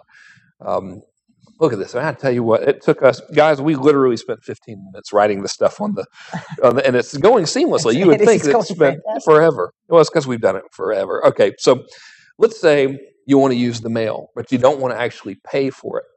Facebook, and there's other ways to do this, but we'll just say Facebook because everybody's so used to Facebook now. This is a website that I pulled up, and I actually had a client who is a contractor consultant. So he works with remodeling contractors, and we actually use this. So I said, dude, let's go out and get a list of general contractors. Well, first of all, right there, you can see there's 312,000 of them. You could just buy a list of them, right? Well, what's really, really cool is that you can take the phone numbers out of that list, and you can upload those phone numbers to Facebook. And what Facebook will do is it'll say, show me everybody who has an account that matches these phone numbers. So I'm not suggesting you call these guys or violate any privacy or anything. This is all totally on the up and up. So you upload it into Facebook's ad interface, and you create a custom audience of just those people on that list of contractors who happen to have Facebook accounts, and now your ad's right in front of them. So if we go back to slide number 70, right, fellas? There we go. Look at there. Man, these guys are on it. This is amazing. If I was doing it at home, we would probably already have broken the internet. So if we go back to this little traffic box here, I want you to realize there's a lot more ways to upgrade traffic than you probably have been taught before. So the next step is an opt-in page with a compelling offer. So let me show you. Actually, first of all, I'll back up. The next step is actually you send that traffic and you put an ad in front of that traffic. Let me show you an example of what the ad looks like. So show slide number 78, right? Okay, so that's pretty good copy. Attention headline readers. Yeah, I like that. Yeah. I like that. New body copy reveals offer and benefits. Click here to see an opt-in page. That's fantastic. What do you think would happen if I put that up there? It probably work. You never know. I mean, someone please out there in the audience copy that and see what happens. Don't use my image though, please. My lawyers will kill you and I won't have time to call them off. So you stick an ad like that for a compelling offer in front of the right traffic, right? And then you send them to an opt-in page. So now people might be thinking, well, surely the opt-in page must be some sort of magically cool-looking opt-in page. Let's pull up slide 79. I want to have 79 and 80 and 81 ready. So this layout is the layout that I have tested to get the highest opt-in conversion. So I've tested it across multiple industries. My wife uses this. It's incredible. She gets like a 51% opt-in rate from cold traffic. Cold traffic. Yeah, and she does fitness and wellness consulting for people. And some of you guys probably know her. She's awesome in every imaginable way. So let me show you another, like a real world example of that layout now. So go to slide 79. We're on opt-in page now. I want to show you some, that's 78. 79 is the next one. Okay. I go to 80. Try 80. Oh, there you go. That's it. So this is one of Brendan's. So Brendan Burchard's a friend of mine, and a little while ago, he was sharing with some of our friends his highest converting opt-in page. This is the best one. It has the same layout, right? You got a free thing, a little graphic of the cover of your report, and then some copy in the opt-in form. Show the next slide, fellas. I don't know what number it is. This is by the lovely and talented Dean Jackson. This is one of his best converting opt-in pages. This is where he is getting people in professional services, specifically realtors, to opt in for his stuff, right? It is the same format. So your opt-in page doesn't need to be anything really fancy.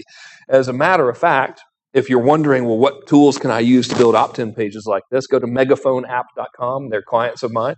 Greatest app ever. They just make pages like there's like templates, and you just fill in the blanks and boom. You guys registered for this live cast here. That was a Megaphone page. 65% conversion. It took me 15 minutes to set it up. I don't even put it on my website. It's just, pew, it just works. Who knows how it happens, right? Travis and Kenny, delightful fellows. So the next page here is something called an irresistible intrigue offer. And I'm going to walk you through that in a minute. So pull up that slide 70 here, and I'll walk you through the process, and I'll show you how irresistible intrigue works, right? So irresistible intrigue offers the thing that gets them to want to talk to you. And during that process, he qualifies himself to you. The next phase is the collaborative close, which I'll teach you in a minute, and then he pays, right? So let me teach you. This is probably the most powerful thing I can teach you today, is the irresistible intrigue offer, right? So there are essentially 6. Actually, I've forgotten how many steps are. I will tell you the steps, and then you can keep track with the numbers, and it'll look like we planned this out beautifully. So here it goes. Step number 1 in the irresistible intrigue offer is to offer to help someone for free. You can do this, by the way, on video. You can do it in a printed letter. You can do it on a web page as a sales letter. You can do it any way you want. You can do it at the end of the webinar. I'm giving you the framework, right? So let's say that we are, well, we just saw Dean saying, let's say that we are a consultant to the real estate industry, and we want to work with people who specialize in getting seller listings, right? So step 1, we might say something like, would you like me to help you come up with a custom plan to triple your seller listings for free? That's it. Simple question, right? Step number 1. Step number 2 is to explain the benefits of your help, right? So we might say something like, during our conversation, I will show you 7 ways to get new seller listings, and chances are there is a pocket of underserved luxury homeowners in your area that are really dying to have someone knowledgeable help them, and I'll show you how to identify them and how to present to them so they become clients, right? So simple. Yep. Notice I have yet to talk about how cool I am, right? I'm just saying, here's what I'm going to do for you. All right, so that's step number 2. Now, what do you think is going to happen here? Like, you got the buyer, your prospect, he's reading it or watching it, and he says, they're offering to help me for free. They're telling me the benefits of what they're going to help me do. What do you think is going through their mind? They're probably saying, why are they doing this? Exactly. What's the catch? Okay. This is where you're going to immediately start being dramatically different from everyone else in your marketplace, right? We're going to do the unthinkable. We are going to be forthright and honest with them about your intentions, and here's how you do it. Step number 3 is explain why you're doing it.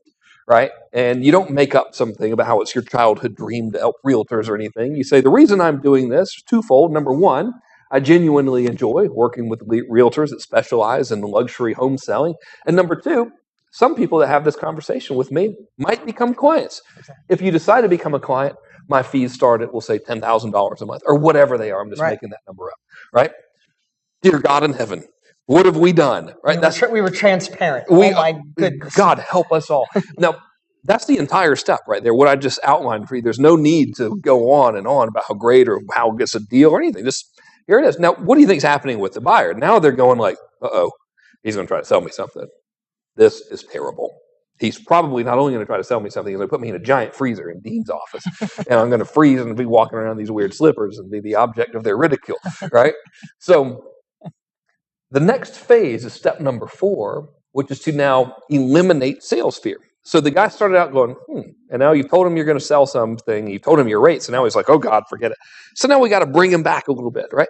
So the way you eliminate sales fear is you say, but please understand, our conversation will in no way be a sales pitch in disguise. I will not pressure you or bother you to become a client in any way, right? And then, so that's the entirety of step number 4. You just say, it's not going to be a sales pitch in disguise. I'm not going to pressure you or hassle you in any way.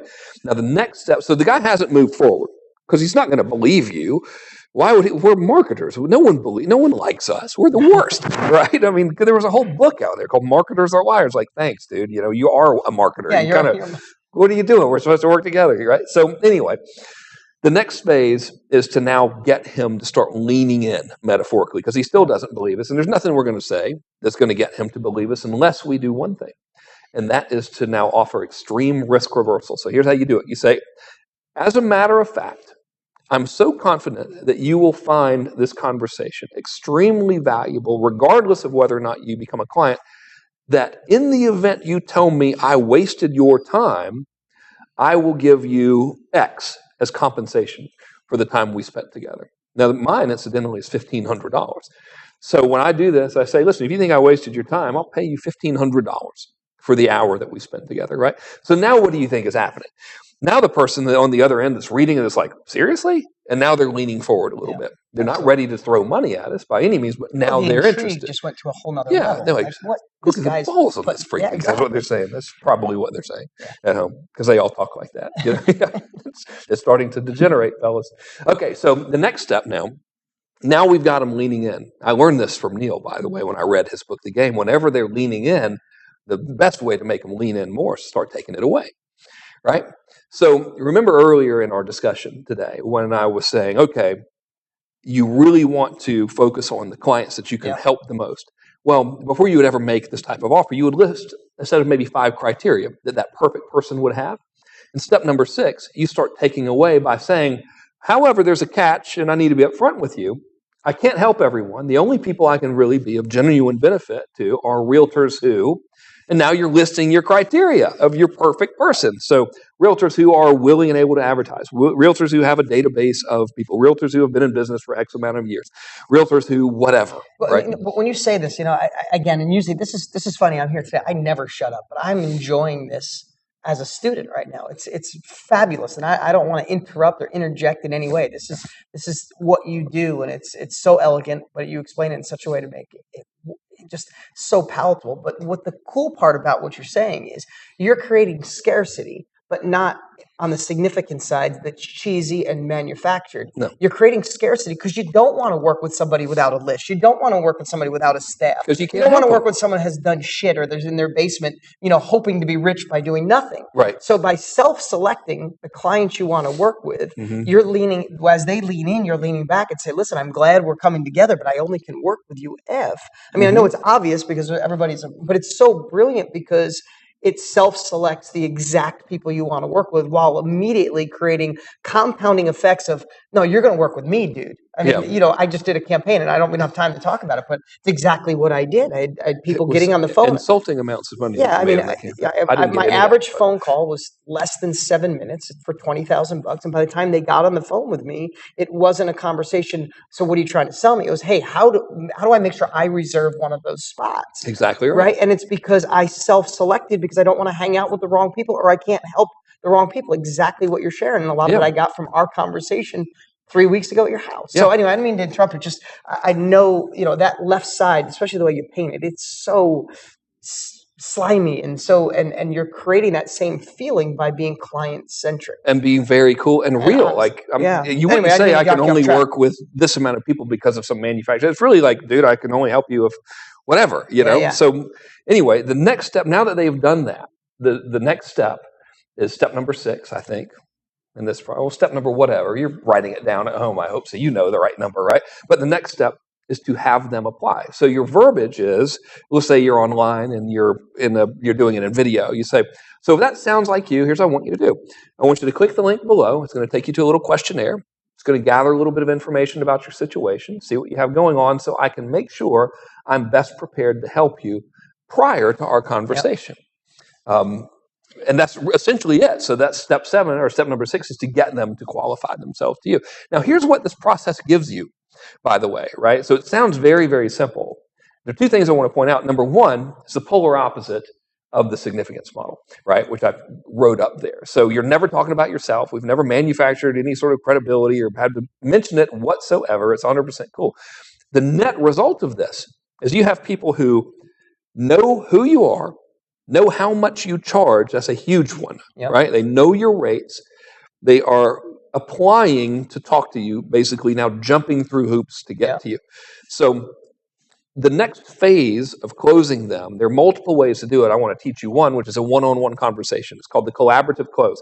So if we were to go back to slide 70 now, we are in this next to the last frame there, where it's the collaborative close occurs. And this is where you actually get the money, right? And I'll diagram the collaborative close for you because this is a big deal.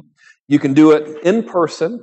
I usually do mine over the phone, pacing around by my pool, strangely enough. I used to have a little worksheet that I would do, but I've gotten to where I can kind of knock them out in about 30 minutes.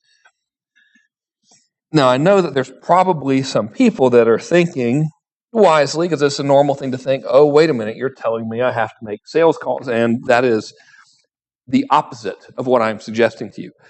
You would never speak with someone, ever, unless A, they know what you're charging and why you're charging it, they have qualified themselves to you, and B, you have looked at the stuff that they submitted on that little application and determined well in advance of the conversation, not only that you can help them, but exactly how you can help them. So in other words, you're only talking to the perfect customer, right? That you know you can blow their mind right there in the conversation, like I did for the process mapping dude, Joe, if you're watching. Thanks, welcome aboard, or Todd, the medical guy, right? Because it was easy. I knew what was going on. So here's are the steps. Number one, hello, how are you, etc. And I will teach you a little technique that I learned from a guy named Dan Sullivan. If you feel like spending about $8 to $12, go out to Amazon and get the Dan Sullivan question. It's a little book you can buy on Amazon.com, and it'll kind of teach you this languaging. First thing I do is I determine where they want to be, right? So that's here. Okay. And I ask them what I call it the Dan Sullivan question. He calls it the R factor question. And it's kind of a variation of this. I say, listen, thanks so much for reaching out to me, and I'm glad to be on the phone with you. And I'm curious that if we were having this conversation 12 months from today, and you were looking back over the past 12 months, what would have needed to happen for you to be happy with your progress? That opens up all kinds of stuff psychologically. Right? But here's what it's really, really getting me, is it's telling me where they want to go, what's going to make them happy, right? So this is your artistic contribution for the day. So let's say at the end of all of that, they're basically saying, well, I want to be at $2 million a year, right?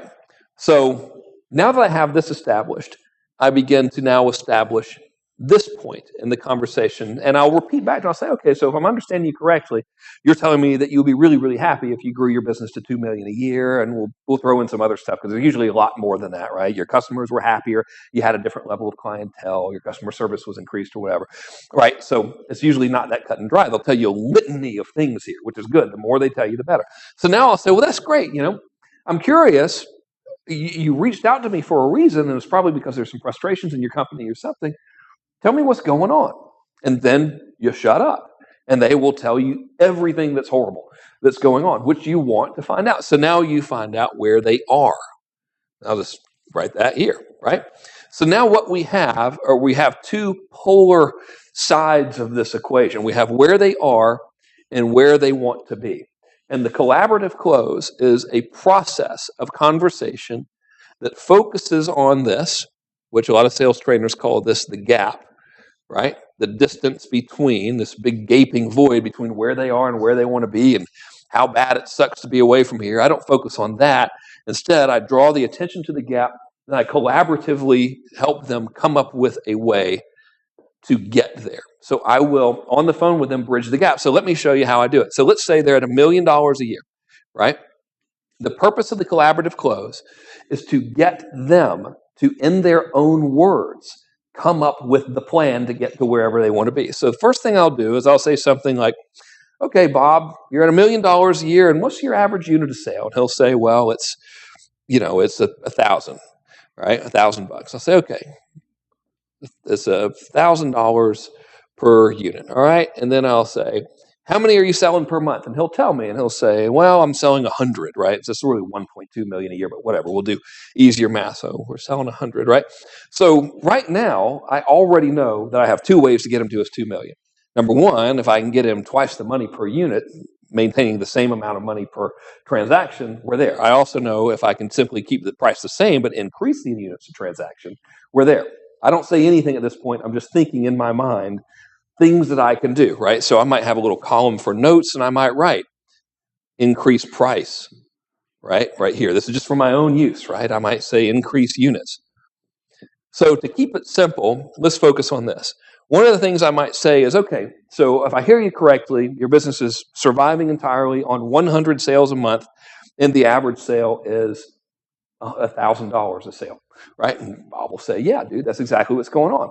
Well, because like you, I also have a predetermined bag of tricks, is what I call it. I know in my skill set, there's about 10 things I can immediately do to help this guy. One of them is the obvious. I'll say something like, let's say Bob's selling tires, right? I'll say, all right, Bob, you're selling these tires. Now, you got 100 sales a month of these tires. Is there anything else people might want to buy along with the tires that they could buy at the same time? And he might say, yeah, dude, most of them usually come back and they'll call us and they'll ask us if we have what would you buy? What's a tire maintenance kit? I don't even know. We'll just imagine this product exists. A tire maintenance kit. I'll say, okay, cool. They want to buy a tire maintenance kit. I'll say, Bob, if you sold that, what would your net profit be on that? And he would say, well, it's about, I'm writing it down, maintenance kit, right? He says, well, it's about $250, right? I'd say, okay, well, if we were to, say, in a one-click upsell environment, offer the tire maintenance kit with every purchase, do you think anyone might take it? And he would say yes or no, right? So I'm assuming he's agreeing with me. If he says yes, I say, okay, well, how many out of 100 do you think would take it? Let's say he says 25%. So, okay. Then I'll do the math. Now, I'm not saying this to him. I'm just doing the math, right? So that's 25 people times $25. The math people, someone tell me what that are, $250. What's that number amount to? 6.5, right? So 60, we got to have a calculator. I mean, we're on camera. We don't want to screw this up. Someone do the math real quick.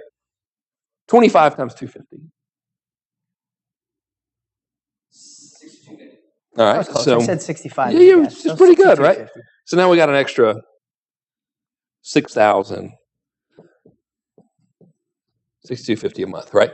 So what I'm going to do throughout this is, here's one of my ways. It's going to be upsell, right? And then I'm going to say something like, Bob, do you ever go back within the first month of purchase and offer anything to the guys who bought your tires? And he'll say yes or no. He says no. I say, well, if you did, do you think they'd buy anything? And he'd say, well, yeah, probably. I'll say, how many do you have? He'll say 100,000 buyers over the past 10 years or whatever it may be, right? I'm kind of making stuff up for time. Long story short, I will then say, okay, Bob, well, what do you think we could sell them? And he might say, well, strangely, most of them want winter tires. I'll say, great. What's a pair of winter tires cost? He'll say, well, it's about $1,000 a pair of winter tires, right? And I'll say, okay, well, let's say we did a campaign every month to all the new buyers after their first 30 days. What percentage do you think would buy? He would say 25%, whatever it is. I'll do my little math here, right? Now that's easy. 25% of 100 buyers a month, whatever it was, times 1,000 is now an extra $25,000, right? So I will keep going through my bag of tricks, asking him questions in a leading fashion that is going to elicit the pathway from him to get to point A to point B. Now, why do you think it's important that I get him to tell me the plan? I know the plan already, but why do you think it's important for me to get him to tell me? Part of the process, part of the solution. He's got to be part of it. It's got to be his idea, right? So what I do now, so this is called the collaborative bridge building, right? So what I do at the next phase of this conversation is something that I call the prescription, all right? And this can take 30 minutes to an hour or whatever. It's all very pleasant, and there's no hard selling involved at all. In fact, I'll teach you my very hard close, okay? So the prescription goes like this. I say, okay, I want to make sure I've got everything right because we've done a lot of work together today. It sounds like, based on what you told me, that the first thing to do is to add this one-click upsell thing, right? And that's going to bring in a projected $6,500 a month, right? And then it sounds like the second thing we're going to do is, I'll just say back end, right? And the second thing we're going to do is we're going to add this back end, and that's going to make an additional $25,000 a month. And the third thing to do is, based on what you told me, we're going to do a 4-day cash machine, and that's going to add an extra $50,000 a month to all the converted or unconverted buyers, etc. Now, I'm not dictating this. Remember, prior to this prescription, he's the one that's told me everything, right? So then I'll add it all up and I'll say, gosh, it seems to me like that's about an extra $82,000 a month in revenue times 12 is about $1 million more in revenue. And I'll say, is that math right? Does that sound good to you? And he'll be like, yeah. And then I'll say this. I'll say, does that sound like a pretty good plan to you? What do you think he's going to say? He helped craft it. Yeah. Why is he going to say yes? Because it was largely his idea. Now, granted, I did the old Perry Mason leading questions there, but now I'll teach you my hard close methodology. Are you ready? This is very high pressure. Here it is, a top secret. The minute he says yes, that sounds like a good plan, I'll say, that's great. Would you like me to help you implement it? Done. That's the pitch. He says yes or no. Most of them say yes. Why? There's two factors to why they say yes. Number one is because it's a damn good plan. I know what I'm doing. We can't fake our way through this, right? I have my bag of tricks. I know how to get him from 1 million to 2 million. I wouldn't be talking to him if I didn't know, right? That brings the second reason my close rate is high. I only talk to people who know how much I charge, who are already predisposed to want to do business with me, and are simply waiting for me to demonstrate that value in advance of the transaction. So that's the collaborative close. Now, obviously, there's more to it than that, but that's the structure of it, right? So you could go and test this right now, and you could probably start selling fairly well, assuming you were talking to qualified people. Yeah. So that's how I do it. So this process, interestingly enough, and guys, we're almost going to need slides 107 and 108. Not quite yet. This process is the same process that I have used to get to a little over 200 grand a month in one-on-one selling. It's the same process I used to get the $740,000 client that I emailed you about it. Incidentally, all I did for that client, I did this process first, and then it was a fee plus royalty deal.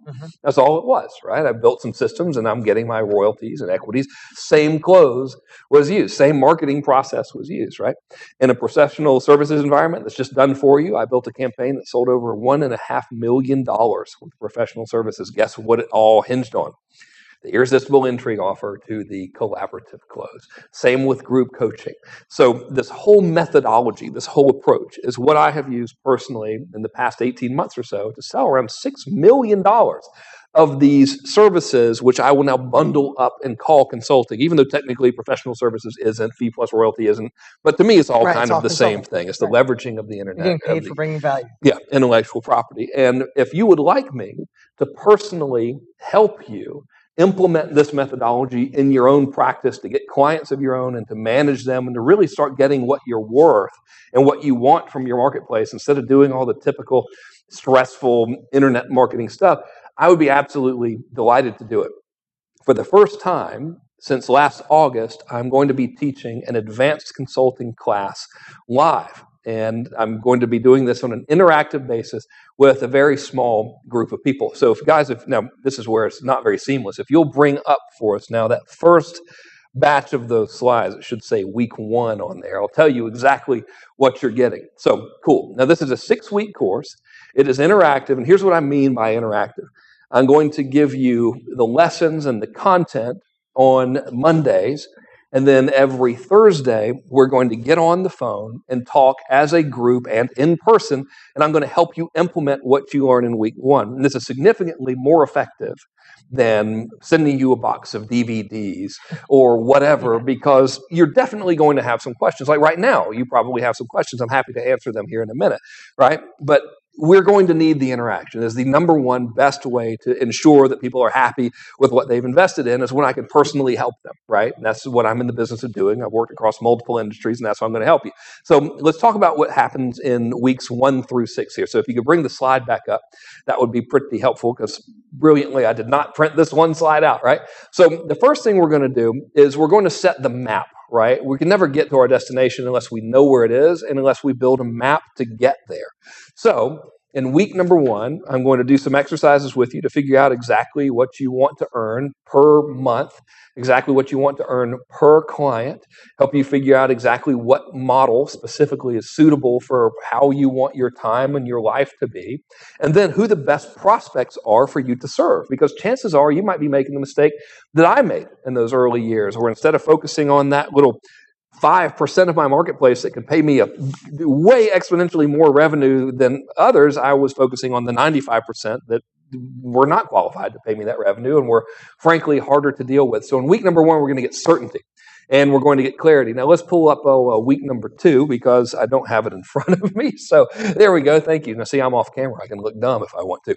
So in week number 2, I'm going to start giving you the marketing principles that create confidence and authority. Now, this isn't creating self-confidence in you. Your own unique ability is going to create self-confidence in you. But one of the reasons people are going to buy from you is because they are confident that you will be able to deliver them results. So one of the ways we do that, in addition to the obvious demonstration of the results, is that we use techniques that emulate our being celebrities. So I will show you how to be everywhere perceptively, or how to be perceived as being everywhere to your perfect target market. This does not mean go out and spend a fortune on advertising. It means find those perfect people and come present your message to them from multiple angles, right?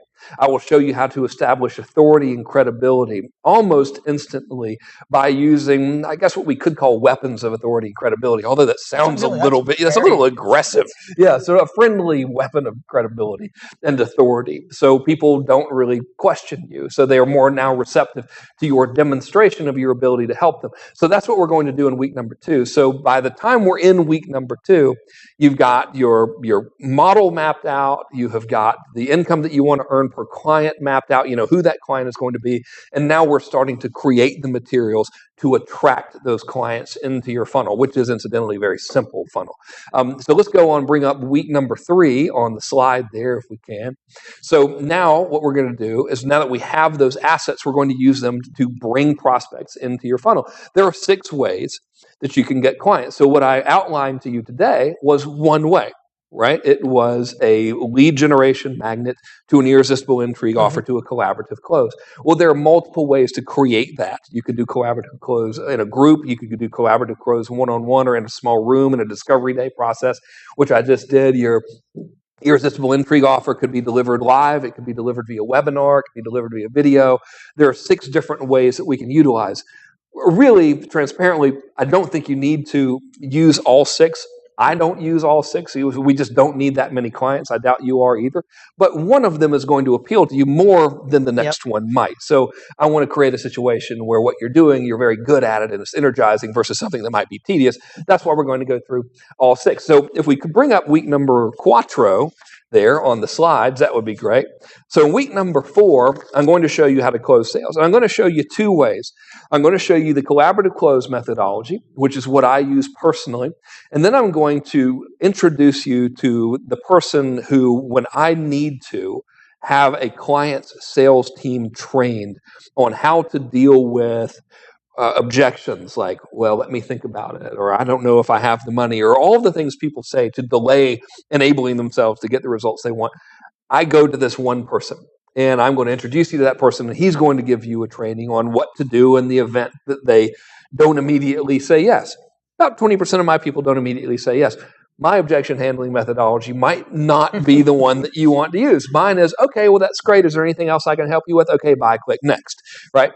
That's worked for me, but in the event that you want to learn how to handle objections, I'm going to show you. So you're going to come out of week number 4 knowing exactly how to close the sale. And again, I want to stress as much as I can that you are never going to be perceived as just another salesman. You are never going to be cold calling anyone. You are never, ever going to speak with anyone unless they have jumped through multiple hoops to have the privilege of having you help them in advance of the transaction. And they're going to know exactly how much you charge. They're going to know exactly what you do. They're going to know your rates, and you're going to have reviewed them well in advance of the conversation to make absolutely sure that you can help them right there on the phone. So my close rate isn't because I'm magic or because I'm a great salesman. My close rate is because, if we're using a fighter pilot metaphor, I get the most enemy kills because I'm shooting the planes that are on the ground. I'm not really that good, but I choose the best ones, right? So I'll show you how to do that. So by the end of week number 4, if you think about it, we've charted out where you want to go. We charted out what you want to earn per client.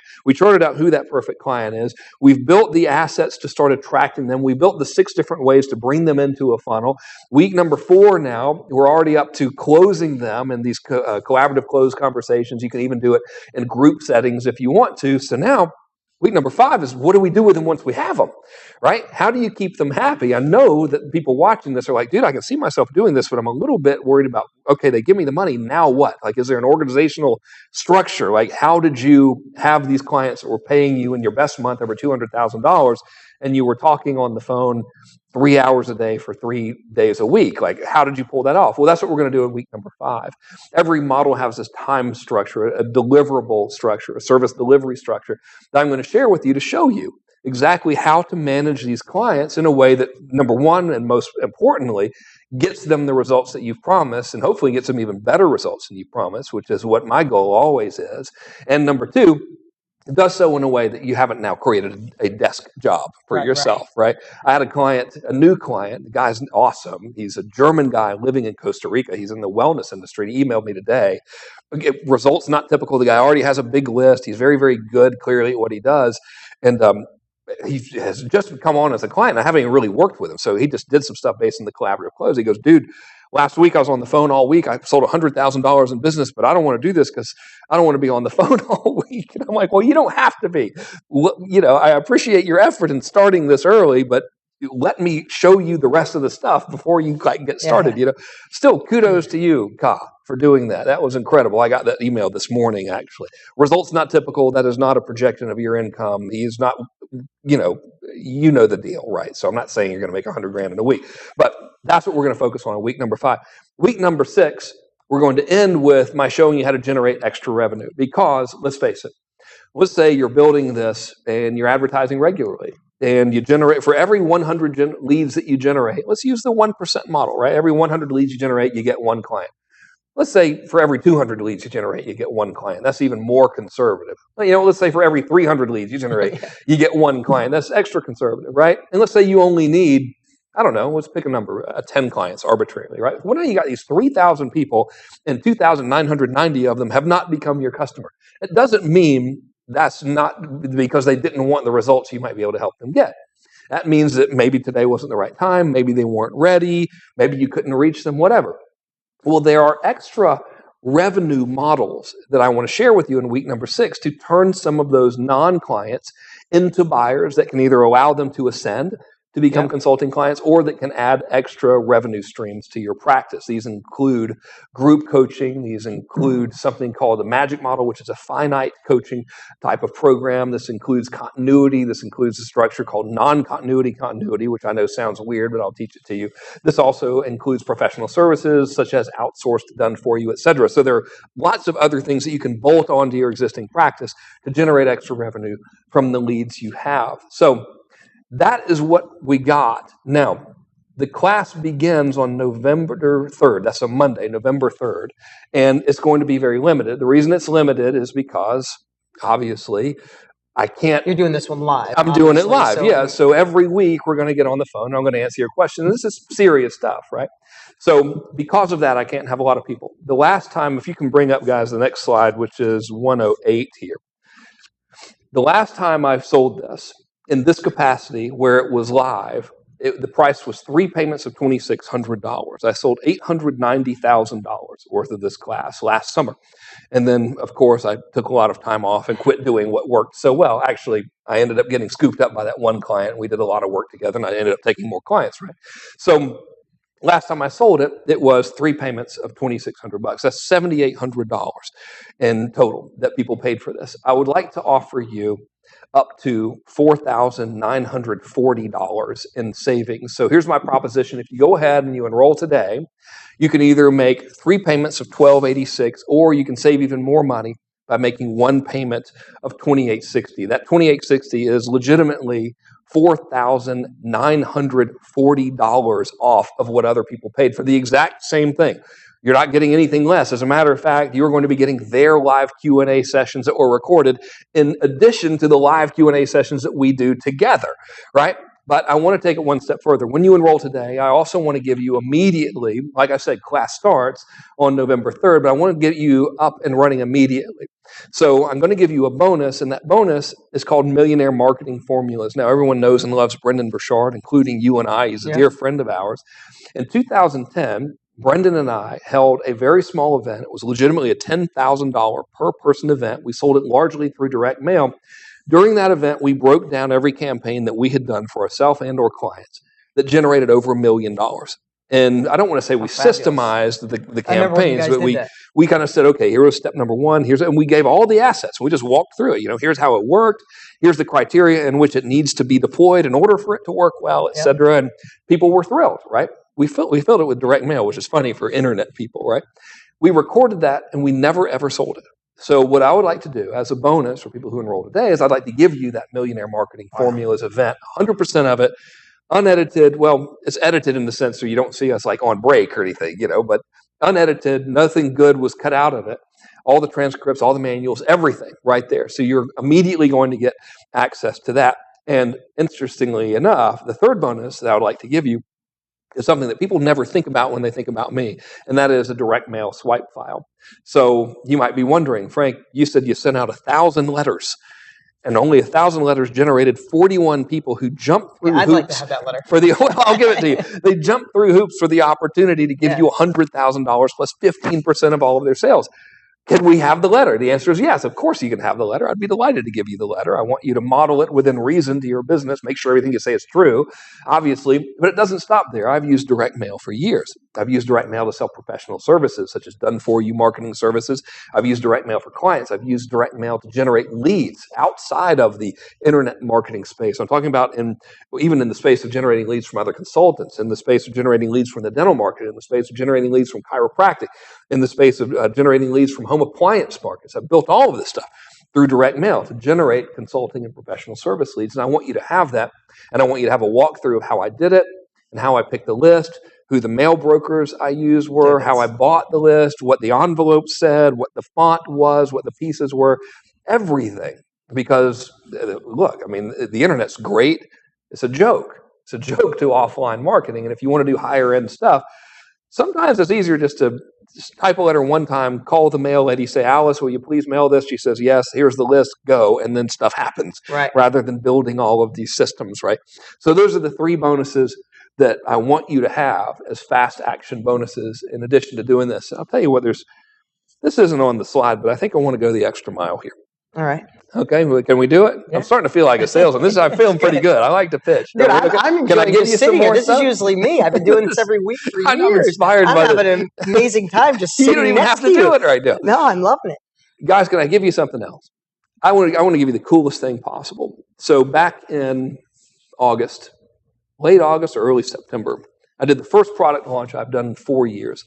It was to launch a product called Mass Conversion, which is the updated follow-up to what you bought that helped you so much, which was Mass Control. Now, here's what happened during that launch. Number one, it was a $1.4 million launch, which was great, and it was about 2 days. On day number, I did. So on day number 2, the shopping cart got a little bit weird, and it got a little bit buggy, and I was like, I got 2 choices right now. I could try to fix this and deal with it and then email everybody and say the shopping cart had problems and then they're going to think you're crazy, you're just trying to sell more stuff.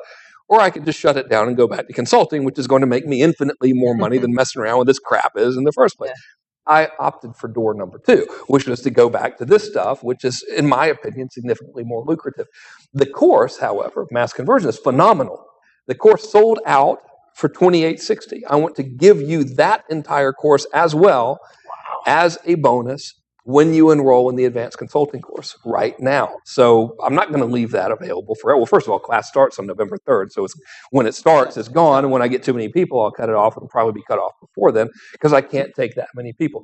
But that is an unadvertised bonus I would like to guarantee to you if you enroll during this Livecast promotion, which I think is very, well, obviously it's valuable. It just sold for $2,860 and it sold out $1.4 million before I blew up the shopping cart and said, to hell with it, I'm going back to where the real money is, right? So I think it's a generous offer.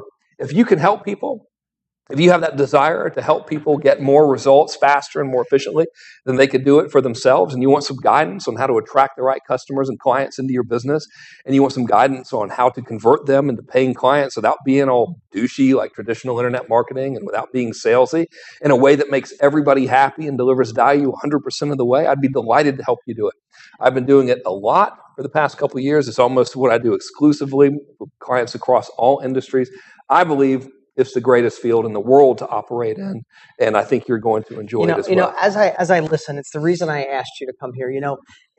when I go on TV, if you've ever seen my infomercials, I was on every day for 15 years. And as I always believed in what I sold. I mean, I was a broke kid who lived in a trailer park and then ended up becoming a millionaire in my 20s because of real estate. I own 600 properties right now. I'm passionate about what I do. But as I evolved, and I see this with you, Frank, is I feel ethically obligated to get people to give me money for my products. Because there's two things that happen. You're at home right now. Maybe you're on the fence. You're sitting here thinking about it. You spent over 2 hours with us, which was fantastic. I sat here just like you did. I barely talked, right? With you over 2 hours, right? Seriously, is that long? But if not Frank and this and now, then what when? And when I am so passionate about knowing that what I do in someone's hand that's ready to take action. Frank said it the best in the beginning. If you're planning on getting something and doing nothing and hoping for massive results, I don't want any clients like that for me. I know Frank doesn't either. Please, I can't. But I've watched what Frank's done and what he delivers in my own life by getting mass control and doing millions of dollars, right? Again, it's not typical, but I did, following what he created. The order page is up. Awesome.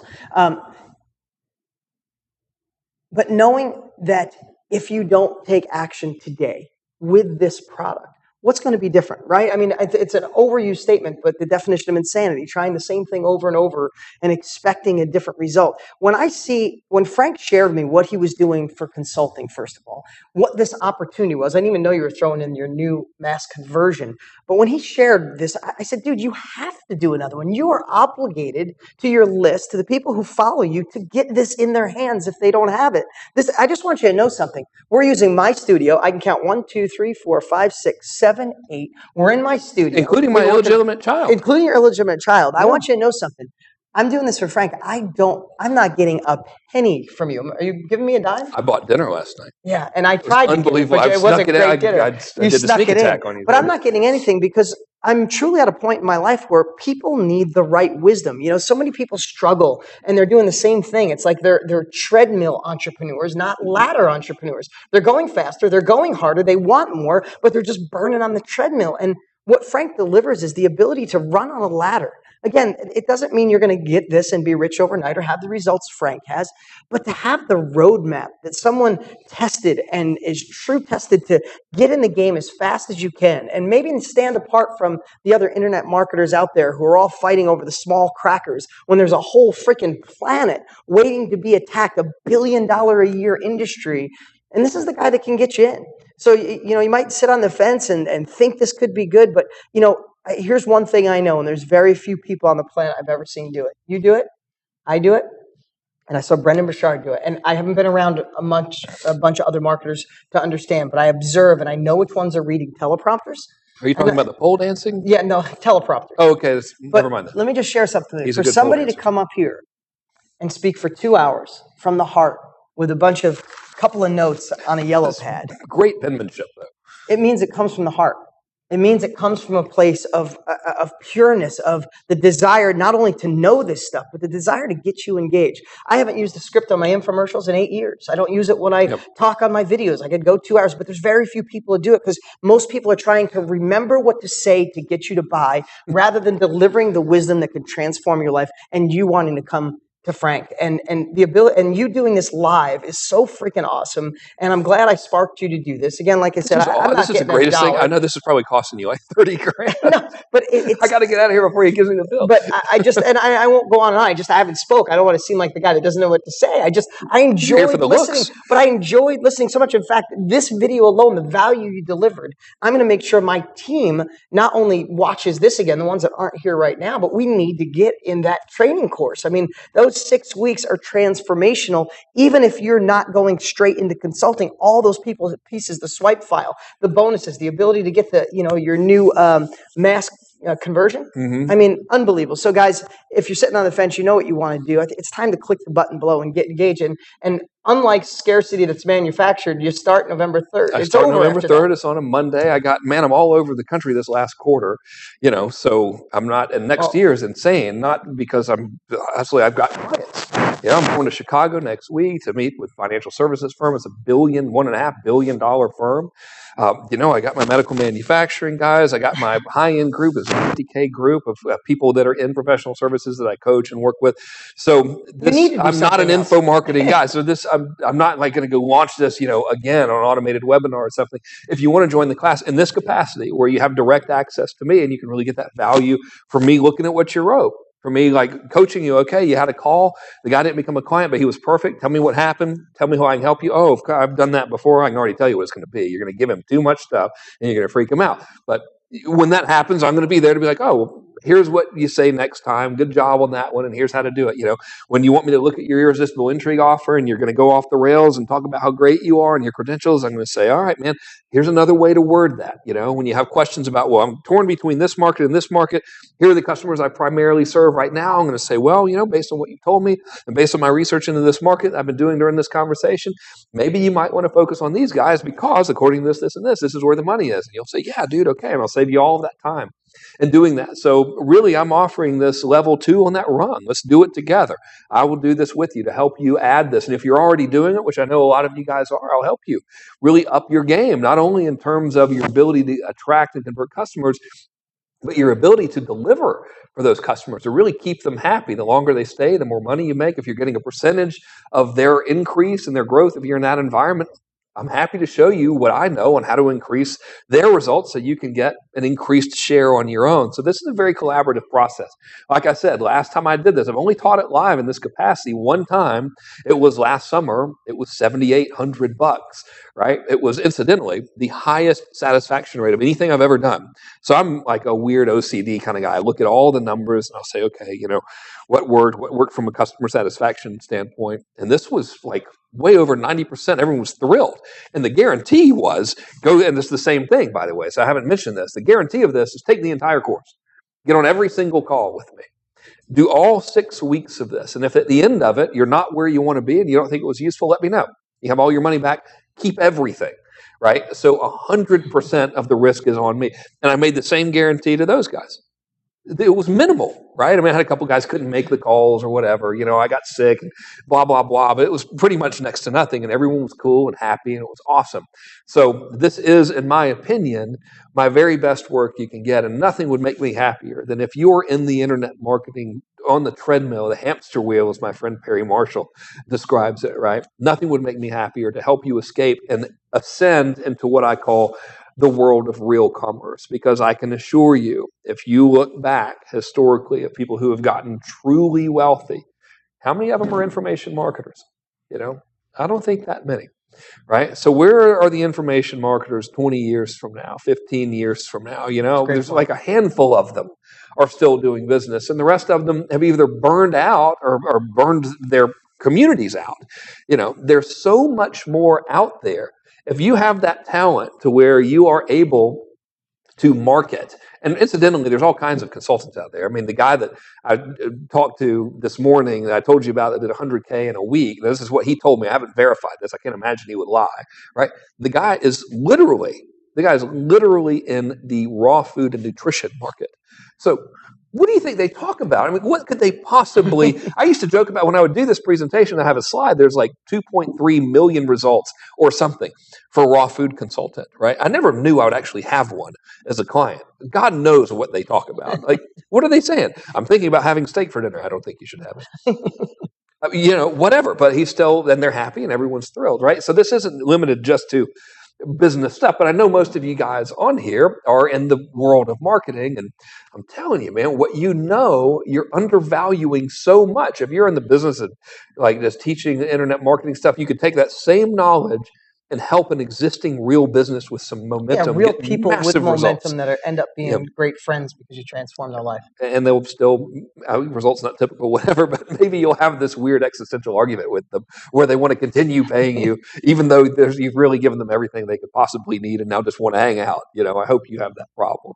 Well, cool. So before we go, again, I think if you're still watching, again, we're over 2 hours, which is fantastic. But the wisdom you deliver. I always go long, and I should have prepped you for that. I was like, dude, it's going to be forever. I'm not, dude, you already ruined my day. So I'm kidding. I did that on purpose. It's awesome, dude. Yeah. Because I told you, I sat here and absorbed, and because there's so many things that you teach that I teach or I know, but sometimes it's just that one little thing. I got 2 things today that are just, I mean, yesterday, us just sitting in that room back there talking about the new venture I'm going into. The one little tweak you suggested is a game changer. Yep. It's transformational. So, I mean, if you're still watching us, if it's not going to take money off the table, if you're not going to have to rob a grocery store, don't to rob pay any for grocery this, stores. Pawn shops, maybe. I think you're obligated to give yourself the opportunity to try this. You know, it's going to be gone not because of a made up time limit, because the only time you can start is November. So before we shut it down, did Marabi get you that picture? Mike, do you have that picture? Can we put that up? I just can we take a question? There we go. Yeah, let's. This was terrible. Okay. That is okay. So we can come back. That's cool. So I was at Tony Robbins' house. He's a good friend and just a wonderful guy. And I was at his house, and we're racing off someplace. He goes, before we go, did you ever do the hyper? The death tube. What's it called? I think What's the name of it? Kyrosana. So Tony says to me, you got to try this. I said, well, what is it? He, dude, you'll feel on fire all day. It flushes out your lymphatic system. It kills all inflammation. Google it and see. So come in the other room. Tony's got that looking machine there. It looks like a stand-up coffin with steam coming out. Yeah, it was invented by the Nazis, I'm pretty sure. And they were trying to... It goes down to 280 degrees below zero. And that's what I was in that picture. If you pull that thing up, that is me. Yeah, go back to 280 degrees. Yeah, and the funny part is I should have showed the other pictures. That's the only one you were smiling. The rest you were like, oh shit. It causes you to say bad words over and over while you're in there, because it goes to 280 degrees below zero in seconds, and you do it for about 2 minutes. But did you feel the buzz when you get out? So long story short, I do it at Tony's, and I'm so cold I want to get out. And Tony, if you know Tony, he's tall enough to look over. I'm jacked up this high. There's a little elevator in there, so your head's up. I'm jacked up this high, and him and I are he's just looking at you. And he's like, don't be a baby, do it, right in my face. And I sat in there, but I felt so amazing that Tony hooked me up with the guy. I bought one, and it's here in the office, and we got Frank to go freeze before we started. And that's why he has slippers on, because those were the freezer slippers. They were the freezer slippers, because you got to wear gloves and slippers. So So we tried freezing. Can we take a question or two? Yeah, let's do it. Can we take questions? You can just yell them out. Okay, so you want to go over to the computer? Why don't we go over to the computer? So we can end being on here and then go over there. Does that work? I should walk over there. Yeah, does that work? I've never done a Livecast before. That's how we'll do it. So everybody, Frank's running over to the computer. We got his illegitimate son sitting on there right now, monitoring the questions coming in. You can just read some out that sound pretty good and easy if you want to. You want to do a couple of those? The key word there is easy. Or is there easy. too many coming in? Yeah. Let's see. So what we're going to do is we're going to walk over to the computer, shut this off here. Guys, get engaged. I wouldn't be here wasting my time, energy, and effort if I didn't think it was something that can make an impact on your life. And I took the time today, not because of money, just because when I see something that can make a change in someone's life, they need it in their hands. So that's why I spent the time. If you didn't know who I was before, maybe you know a little bit about me, but this wasn't about me. It was about you. So hopefully you'll take action. And Frank, why don't we shut down the filming? Take care. Nice seeing you all. And stay on. Ask any questions for Frank. He's going to hang out over there. And I was going to answer them on camera. So you want me to type them in? Yeah. You can just tell me. Yeah, Jeremy will type them in. He's fantastic. This is how we always do it. There might be a better way to do it on camera. Next time, we'll have it more sophisticated. Okay. All right, guys. Ask your questions. Frank will be there.